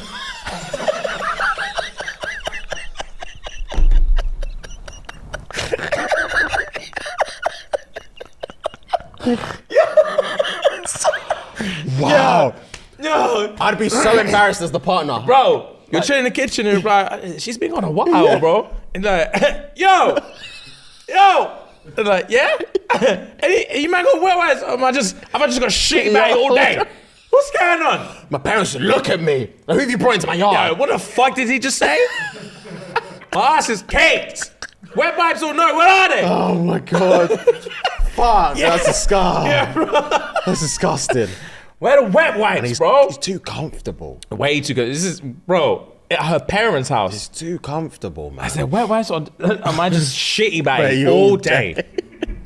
Fix up. That's funny. That's too funny. That's Thing funny. is, That's a good how would thread. you actually approach it if you didn't have your phone? You've gone to a new girlfriend's mum's house, gone toilet, number 2. Don't have your phone, so you can't message her, and there's no toilet roll. What do you actually do? I'd knock on the door.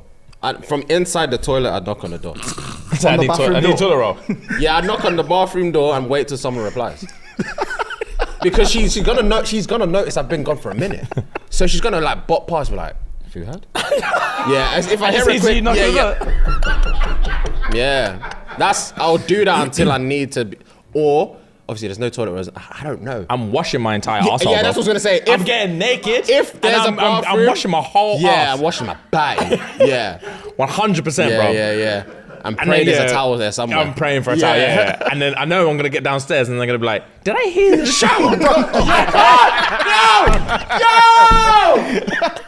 Audio listeners, I'm sorry for screaming.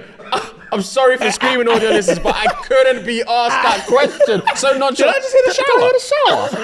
No! I'll be like, babe, we need to leave. Yeah, bro. I'll break out and sweat. You know I will. Yeah, immediately. I couldn't see that. Immediately. I'll laugh. Did I hear the shower? With that tone as well, Yeah. that pitch. Oh my God, it would I rock couldn't. me. That would rock me, And I man. was supposed to tell her on the way home, babe, I'm sorry. They had no toilet paper. I had to wash my whole ass. In there. Yeah. That's funny. That's a nightmare. Did That's I a hear the nightmare. shower? Oh my God. Bro. That's a nightmare, bro. Yeah. One of my biggest fears is being offered head when I've got shitty Bae, body. yeah. It's one of my biggest fears. I don't think you might understand. It's one of my biggest fears. Is having to bust doo-doo and then homegirl's like, quickly, I need that dick. I'm like, baby, so. She's trying, yeah. Lays on the bed, pushes her legs apart. I want the whole thing. And my shit's just, yeah. Cake up. Yeah, My cake worst with thing shit. is like, my worst thing is having a bloated ass stomach and knowing I need to shit, and my girl wants to bang. It's like, Say, yeah, yeah. And she's bouncing her ass on top. Bang! Bang! If you know what's good for you. Yeah. That's my Yeah. fear. Yeah, my fear is, yeah. And then you nut and I just fart, Yeah. bro. I just let it all out. Yeah, that's one of my biggest fears. Oh God, I'm Yeah, that's one of my biggest fears. That's when I know I'm not using my waist. Yeah. I'm banging her like a plank. Yeah, like a press up plank. Yeah, I need the whole body still. I'm not spreading my legs. My legs are together. I'm banging her like a plank. Oh, I can't get relaxed. Bro, that's why I need snatched. Because I don't want to feel bloated again. Literally, bro. Funny, man. I don't want to feel bloated again. Great. Jeez, right. You said you had a show rec, no? I do have a show rec. There's a series on, again, another documentary, three-part series. Three-part series on Netflix called The Tylenol Murders. So this is about Tylenol back in the day that unfortunately unalived some people in America. So what had happened was people were taking Tylenol, but during that period of time in like the 1980s, it was laced with cyanide. Really? The thing was laced with cyanide and people were wondering what's happening. So for context, it started with a guy was meant to go to work. I can't remember his name. Let's call him Bob. Bob was meant to go to work. He had a headache. He was like, oh, babe, I can't go. I've got a headache, blah, blah, blah. I take some Tylenol, extra strength. Popped one of them Jones. Like 5 minutes later, I try stand up, bang on the floor. Gone, foaming, eye rolling, everything. Called police, like, bro, husband's on the floor, I don't know why, gone. Police came over now, tried to resuscitate him, boom, boom, boom, boom, boom. Yo, he's gone. Damn. He's gone. They're like, oh, what's happened? They try to do, they do the check and everything. They're like, they don't really know. All they know is that he's taking Tylenol, but it's like, it's Tylenol, you know? All right, cool. The family of said deceased, like, I think it's the grandma of the deceased said, I want the family round now, let's grieve. Let's grieve. Two of the members of the family were like, no, we'll come tomorrow, we're tired. But he's like, nah, it has to be today. We need to grieve this. All right, cool. They come over now, everyone comes over, they're chilling in the yard. The two that I said were tired, headache, tired, blah, blah, blah, pops 2 Tylenol. God damn. Nah, bro. 3 deaths, 1 family, 1 day. Nah. That would, wow. 1 day, they when they call 50 again, they're like, bro, we've just been to that yard. Like, they can't be. We just been to that yard this morning. This morning. Nah. There can't be more deaths. I'm arresting whoever's alive. Yeah, they Whoever's can't- alive is getting arrested immediately. No. Tell a lie. So the man dies. Yeah. The wife is calling the police saying, come through. My husband's just dropped. Like same situation. And as the police come, she's walking out the door. My husband. She faints on him. Oh my God. She faints on him. Eyes roll back, foam. Like, what's happening? Nah. What is happening? So homeboy calls, I think. I couldn't be on shift that day. Bro. I couldn't. In I 1982. couldn't. Bro, I couldn't. There's no facilities. Yeah, no. Yeah. I wouldn't want to touch them. Because I think they got sighted. It's airborne. I said it's airborne. Yeah, they got cordyceps. Yeah, well, this is The Last of Us. Yeah, it's airborne. Facts, bro. I said, get the fuck off me. So, Donnie calls like a drug specialist or something within the area and tells them what happened. Oh, they're this same family, but all they've taken that we know is they've taken Tylenol. Homeboy in his phone said, Tylenol? He was like, yeah, Tylenol, same year, blah, blah, blah. I was like, bro, I just went to a spot like 10 miles from where they were.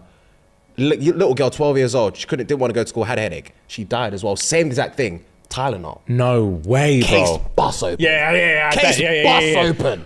Hearing that, like, bro, yeah, Tylenol. The tone change. Yeah, Tylenol. bro. I literally just bought Tylenol. Bro, James, the case bust open. Yeah. Camera crew everywhere outside Johnson & Johnson. Yeah, 100%. They bust open. Outside Johnson & Johnson. Bro, that's where they were.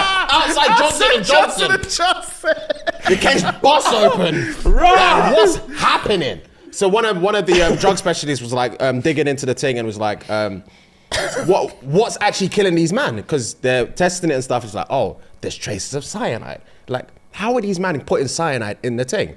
So they deduced that back in them days, there was no seal. You can just open that bitch and it's raw. There's no film, nothing. Oh, damn. It was just raw.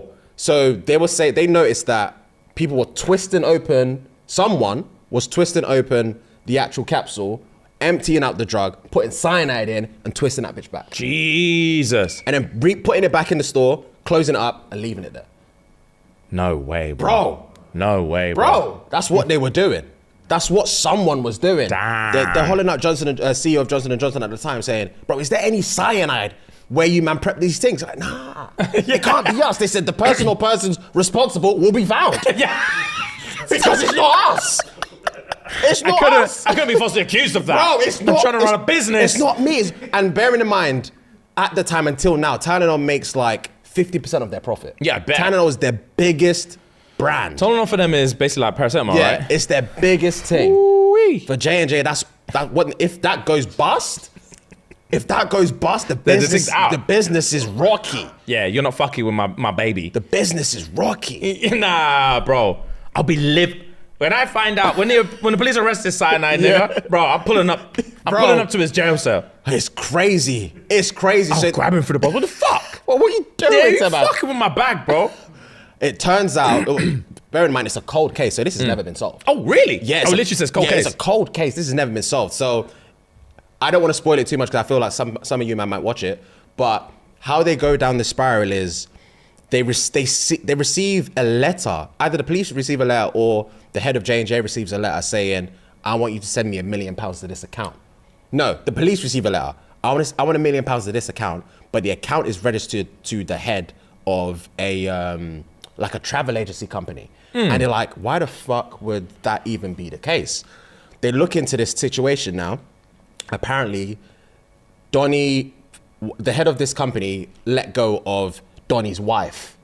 And her final check bounced. And they're like, why is this happening? So he grieved him for that and say, oh, give me £1 million to this account. But this is how they started trying to go around and try and find this brother that sent the letter. And apparently what it looks like is in one of the still shots as a flight attendant also that died as well in this situation. They traced her steps. She was in a store. They see her buying this Tylenol and they see a man looking at her buying a Tylenol. And the same brother looking at her is the same brother that wrote this tape. It develops you, man. They're chasing this man around the country. I bet. It develops. Well, But that's juicy. I was locked in. I watched bet 3 you. on the bounce back-to-back balls last Fair week. play. I might watch this because that sounds juicy. Oh my God. Yeah, James Lewis. He has an alias. I Yeah, bet. yeah. His middle hair is scary. Yeah, bro. Damn, okay, fair. It's good. Fair. It's good. All right, gang. Oh, bro, I forgot to say. So obviously after Johnson & Johnson said, bro, it's not us, this, that, and the other, they had to recall so many pills, like millions of them. And then before they put it back on the market again, they did a triple seal. So they obviously put the film on, lid, they wrapped that bitch around, and after that, they actually put the bottle in a container. So you have 3 levels of security before you can get into this bitch. 2 months later, nothing again. Cyanide. No, I would They're give thinking, up. what's going on? I would give up. I would give up. Cameras at J&J. Yeah, I would. Yeah, cameras, you man. Yeah. I'd be so livid, thinking this whole thing is charged. Yeah. To open my blinds and see bear man outside my Cameras, you man. Again.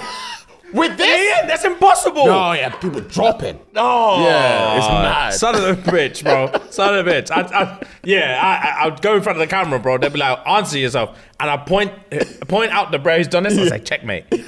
Yeah, checkmate. You win. There's nothing else I can do. Bro, it's crazy. Triple sealed. Triple sealed. Man, still bust the whole thing open, cyanide in there. Someone just said, I'm used to seeing it this way. bro. Bought it. Mental. That's nuts, bro. That is nuts. Fair play, man. Juicy Tylenol's shit. 50% of their profit. Yeah, something crazy like that, bro. That's juicy. They're making bags off that. Bags, bro. Damn. Right, Daddy Fantasy? Yeah, let's do it.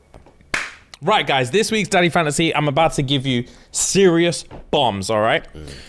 Ooh-wee. So, lock in. Fuck the torturing thing. Dane couldn't do it. He couldn't get anything out of her.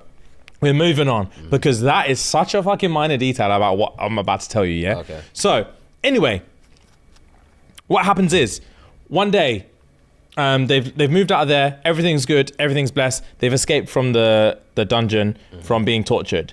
Varish is livid, everyone's livid, these men are gassed, and they're the first team to escape the dungeon in like 10 years. So moving forward, we're going, and she walks into class one day.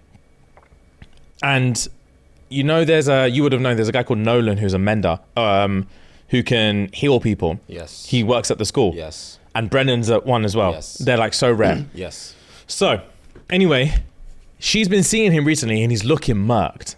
And they know that they've been working on something for months and months and months that's just been draining Nolan. And they've been wondering, I think Varish has been torturing people. So, and they've been making Nolan mend. The people that Varish The people that Varish has been torturing. Okay. One day, they're in class and there is fucking pamphlets everywhere. Okay. Saying, there's these weird fucking dragons that they've been attacking, they've got blue fire, etc, etc, etc. Everyone was like, what the fuck? It's like, yeah, they don't have 4 legs, they have 2. And Violet's looking at it like, these men are talking about fucking wyvern. And then but no one else knows what that is. So they're looking at it like, dragons, 2 legs, blue fire, what the fuck is that? And it's on the pamphlets are everywhere. And then Violet looks at it, she looks at like the other marked ones who obviously know about all them things, and they're looking around the classroom like on a hush thing. And then her brethren, Rhiannon's like, bro, what's all this? And Violet's like, I don't know. Yeah. But she's thinking, what the fuck? One of the professors walks in and he's like, he sees it. He's like, what the fuck is this? And he's like, guys, relax, it's all good. It was a little exercise thing, a little propaganda exercise. You man clearly couldn't even fucking suss it for yourselves. Joking. You're all pathetic. And Violet's like, I knew this guy was going to do it. That means she now knows he's 100% in on it. Okay. He's 100% in on it because she saw his face when he read the thing, and now he's calling it propaganda and all this kind of stuff. And she's like, all right, his name's Markham. He's like the head scribe or whatever. And she was his protege. You would have known this when she was going to be a scribe. So anyway. And he's like, as a distraction, he's like, we doesn't say as a distraction, but he's like, anyway, guys, ignore the leaflets, dash it in the bin because I've got something to tell you. After months and months of hard work, our fucking local healer, Nolan, has been working on something for months and months and months. And somehow, magically, for the first time in history, he has managed to bring someone back who we thought was dead. In walks Jack Barlow. In walks Jack Barlow. Violet's like, I jumped a mountain on this nigga. And he's just walked in the door. And he's like, well gone. Looks at Violet, says, well gone. And them man are like, nah, this can't run. Very much awake now. Yeah. bro. I'm awake. In was Jack Barlow. He said, "Wow, on Spud. Everyone's like, oh my god, Jack's back." Violet's like, I can't deal with this. Yeah. I can't deal with this. Yeah, I've just been tortured. Yeah. This is long, bro. I've just been tortured. And then on top of that, one of the other professors walks up and says, "Oh, just to let you know, guys, I've got something to say. Unfortunately, there was an attack on the outpost, one of our outposts last night. No one was killed, thankfully, but there was one rider who was fatally injured." Or like near fatally injured. Yeah. Violet's like, where is this? Yeah. Where is this? Loki, obviously she's like, yeah, I can't remember the name of it, but she's like, it's Zayden's outpost. And then she's like, panic. Yeah. 10 is now hearing this, and he's like, scale. Where? Walk on. And then the Mercians are just going around in circles. She's panicked for Zayden, he's panicked for Scale, and then like, what the fuck? So then she goes, "Oh, I'm not going to tell you which rider was injured, but let's just move on." And then she looks at Violet, and obviously Zayden has his scar up his neck. Okay. She looks at Violet and goes like that, real quick, just taps the neck twice. That's how she knows it's Zayden. She thinks Zayden's on his deathbed. She says, "Fuck this," runs out. All the professors are like, "Violet, sit your fucking ass down now." She's like, "Fuck this, run." It's like, I promise you, do not leave this place without like, or don't go AWOL. Do not leave here without authorized leave. And she says, "Fuck it." 10 already messaged her in her head and says, "Big man, I'm outside the door. I'm outside the door. Let's roll out. Let's fly. Let's fly. Yeah, let's fucking fly." He wasn't wasting time. Yeah, he said, "Let me get to my woman. Yeah, facts. Get on my back." Yeah, let's fly. They flew straight to him. Yeah. So she lands there. She runs through, and her sister's at this post as well. Okay. So she's like, "Mira, where is he? Where is he?" And she's like, calm down. Just know we'd all be dead if it wasn't for your man." And she's like, "I need to find him." Yeah. She runs. She's like, he's in the sparring room. She's like, "What the fuck? There must be so many people hurt that they've had to set up an infirmary in the sparring room." Run. She walks in there. Zayden's just sparring like it's nothing. He walks in and is like, "Oh, Violet, what on?" Yeah, what's going on? She's like, she breaks down like, "You fucking prick. Yeah. Like, I thought you were dead, He's like, "I'm cool, B. Like, don't even worry about it. Like, it's calm." And she's like, "What the fuck? They told me that you were He's like, "Who told you I was what?" And she was like, no one actually told me nothing. She's like, they told me someone nearly died. I thought it was you. Like, and you're just fucking safe. Everything's fine." And he's like, "All right, cool. I didn't want you to worry." And he like pulls down his whole thing. His whole neck and arm nearly got lopped off. There's a scar from like here to here. He's like, "Damn, I nearly lost my arm, but I murked them all in it." And they brought a healer here, mending me up. I'm calm. Like, let's get you calm down. So he takes him to the back room. He's like, calm down. And then she's like, I just can't lose you, Zayden. Like, I'm sick of this. And they've been pissed off with each other. So they haven't fucked in ages. Okay. And then, or kissed or nothing. And he lipses her and he's like, "Babe, just stop." And she's like, "Fuck, relax. I needed that." Yeah. So she takes one lips from him. She's like, "Fuck it." Lipses him. Yeah. And he's like, "Stop. Like, stop. You're taking it too fast." So he's basically told her, "I'm not going to bang you again until you tell me that you love me." Because I don't want to use sex as a weapon or all this kind of stuff. Because she already told him, I can't separate the sex and the fucking emotions. Okay. I need all of it. So he's like, if you can't separate it, then when you're ready to tell me you love me, I'll bang you again. Right now, she's so pent up and stressed and everything. She's like, I don't care. Bro, she starts stripping off gums. So she's like, "You better bang me now." He says, "Violence, calm down. She's like, "Enough? Are you a man or not? Yeah. Are you a man or not, bro?" So I've got a little excerpt that I'm going to read out. All right, cool. Before we're gonna this segment's gonna go on today, ladies and gentlemen, because I've got stuff to say. All right, say less. So bear with me. Okay, cool. So picture this: they're in a bathroom. She's backed off gums. She's backed off gums. She said, I want you," and he's like, "Damn, please, stop." Yeah. So it starts off here. Reaching between our bodies, I wrap my fingers around him, bringing the head of his COCK to my entrance. I'll die if he makes me wait any longer. I won't survive another breath without him inside me. The pen game is insane. Yeah. Entrance is crazy. Yeah. I need you more, Violet. He cradles the side of my face and rolls his hips, pushing inside, stretching me as he consumes those first sensitive inches. Jesus. Bro! However much you think you need me, I need you more. He thrusts, filling me with one long drive until he's so deep that my eyes flutter closed. and I moan with sublime pleasure. Damn is facts, bro. There's nothing like this in the world. I'm sure of it. This is so fucking good. He echoes my thoughts with a groan. And then he's moothing, withdrawing only to slam home again and again, stealing my stuttered breaths with kiss after kiss. The stone at my back gives me the leverage to arch into his thrusts, taking him deeper.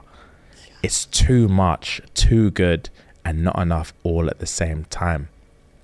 Each powerful stroke has me greedy for more.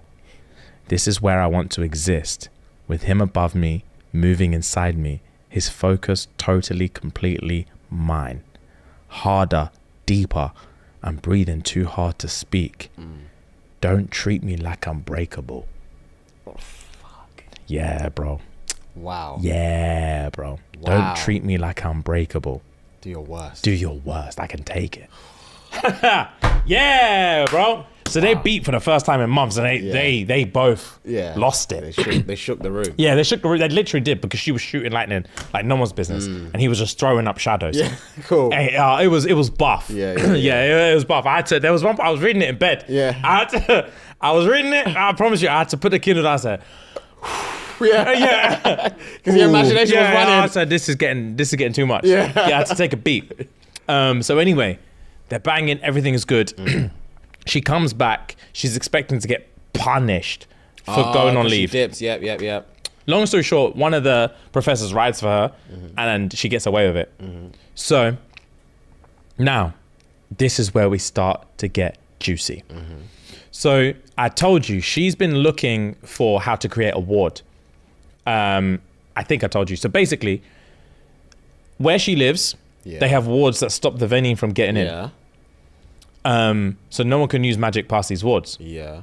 Now, where Zayden has set up his like little rebellion spot, they have a ward stone, but they don't know how to activate wards. So all that knowledge was lost 400 years ago. I remember. So she's thinking, they would be protected if I can figure out how to activate their ward. And I have the fucking Navarian archives at my doorstep. I'm gonna start looking at old books. There must be something in there. She looks after book after book after book. She can't find nothing.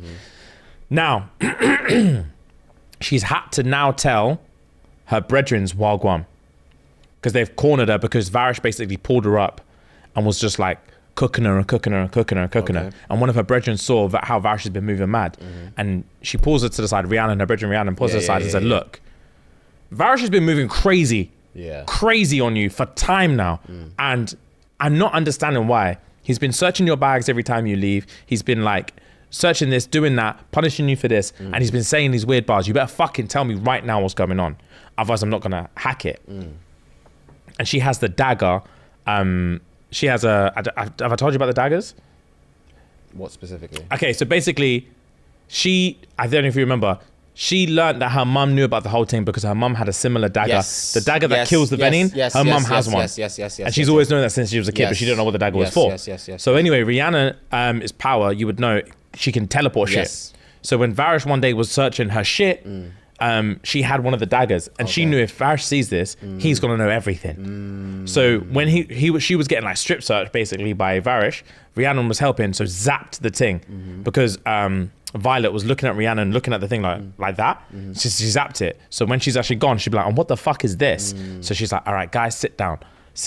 Basically, Venin, Wyvern, this, Xander, Rebellion, this, Xander, Zayden, Rebellion, this. So they're like, what the fuck? And she's like, they have a ward stone. I'm trying to figure out how to do it. So anyway, they pull up, and one of the boys is like, have you looked at the journals from the first six? The first six were the first original riders to ever exist. And then Violet's like, what are you talking about? He's like, yeah, there's journals. They're hidden in like an underground archive thing. And she's like, no, there's not. And he was like, yeah, because when we raided your mom's room that one time, I'm just on that bit in audiobooks. I'm just for the points in it to get first. To get the points. I'm just on that bit in audio. I'm locked. Yeah, bro. I'm locked. That time we raided your mom's room and we were looking for shit. I saw like a classified thing. One of her books, and it says there's journals in a hidden archive thing underground. So she's like, what the fuck, bro? So they find out that the journals, the room where the journals is, there's a ward that stops people from going through it. Unless you're of royal blood. Okay. Now, they had a prince who was in first year. I think I told you this. Who's undercover in first year. Yes. So they pull him in. Zayden's there now, visiting. They pull his name's like Arik or whatever. They pull Arik in and like, look, I know you hate your dad, etc., etc., etc. We need your help. And he's been bred. He grew up with Dane and Violet. So he knows them and everything like that. And then she's like, I need your help. I need you to help me find these journals, etc., etc. You're of royal blood. You can do it. And he's like, I hate my dad, so fuck it. I'm on it. And Zayden's like, all right, cool. And then he says, but Zayden, you can go fuck yourself, because Zayden killed his brother. So anyway, him and Zayden are beefing a little bit, but it's whatever. So they go in there, they're looking for the journal, and they have to like, it's moving like a Chamber of Secrets Harry Potter thing. Okay. They have to move quickly when the archives are closed to get under there.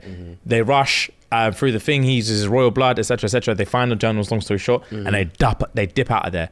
They have 2 journals. She gives one to Zayden. Zayden dips. She keeps one in her pack. Nolan, the healer, sees Violet. As soon as Zayden dips, she's thinking, we've done it. He's got one, I've got one, I'm gonna read this bitch. Nolan, the healer, pulls up and he's got some lemonade thing and he's like, Violet, I miss you, like, have a drink with me. And Violet's like, yeah, calm, cool. Has a drink. And she starts feeling dizzy. And she's like, bro, what's this? And Nolan's like, I'm sorry. She collapses. She wakes up in a dungeon again. And she's like, what's going on? Varish is like, well, I'm going for this journal. And she's like, nah. She's strapped to a chair. She says, nah. Varish has got another lieutenant in there who can tell lies, who can tell if you're lying. Her signet is you can tell if you're lying.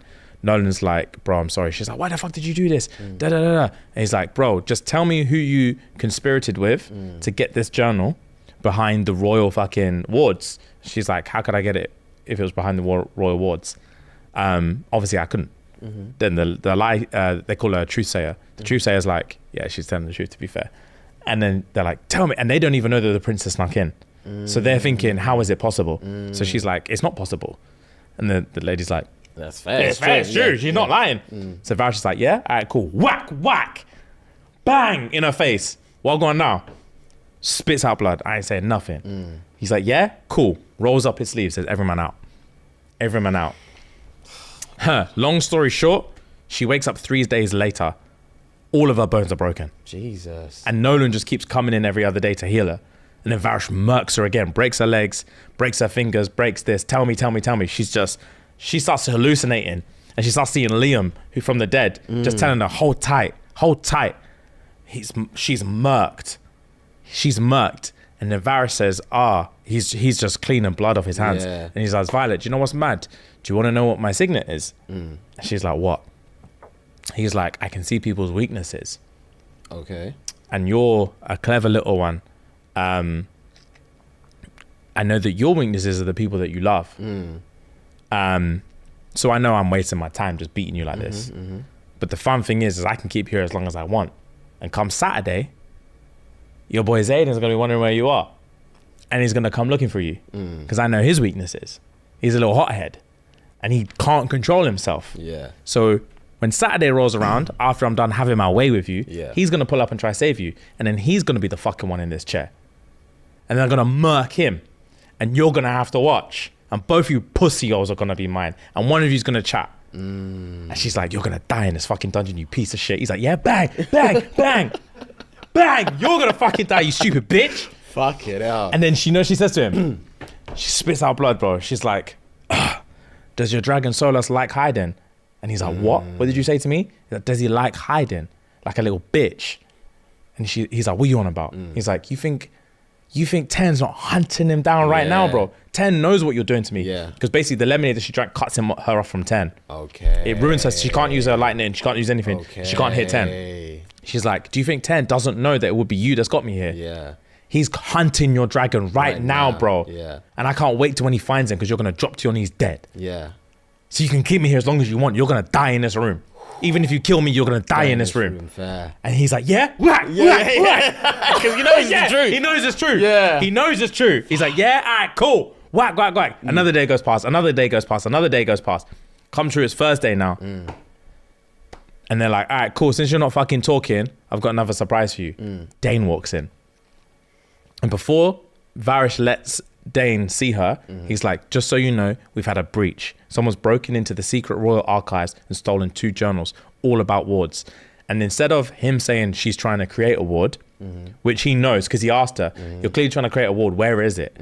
Because obviously they don't know where the secret rebellion is. So Varys just sussed the whole thing and said, I know for a fact Xaden and your little mark bastards are trying to set up camp somewhere and you're clearly trying to set up a ward. So tell me where the fuck you are, etc., etc., etc. So Dane's walked in. He hasn't seen Violet yet. He's like, we've got a fucking terrorist in our hands, trying to de-ward us. And they're looking for the journals so they can take down our wards. You're going to be surprised when you see who it is, but I need you to go inside their head and get all the information, etc., etc., etc. And he says, because of obviously Violet has seen the Venian and the Wyvern, and like, whatever you see, just get the information I need and I'll explain all the rest to you after. He walks in and sees Violet murked. And he's like, Violet, what the fuck? And she's like, don't believe him. Don't trust him. He's murked me. And he's like, bro, you should have listened to your dad. Your dad doesn't trust her. None of us trust her. This is why she's in the position that she's in. She's obviously with the son of the great betrayer. La, la, la, la, la, la, la, la, la, la. Get the information now. And he's like, Violet, you did this to yourself, you fucking idiot. You should have stayed with me. I loved you. And you abandoned me for this dickhead. And now look. Grabs her face. And then she tells herself, right, I might not be able to use like my shields. I might not be able to use my power. But what I can do is I can force all the thoughts to the front of my head. So she shows him Wyvern. She shows him Venom. She shows him everything, bro. And like all the pain. She shows Liam dying. She shows the note from his dad saying that you man are going to die here. Then it shows him everything, bro. And then he let's go and he's like, what the fuck?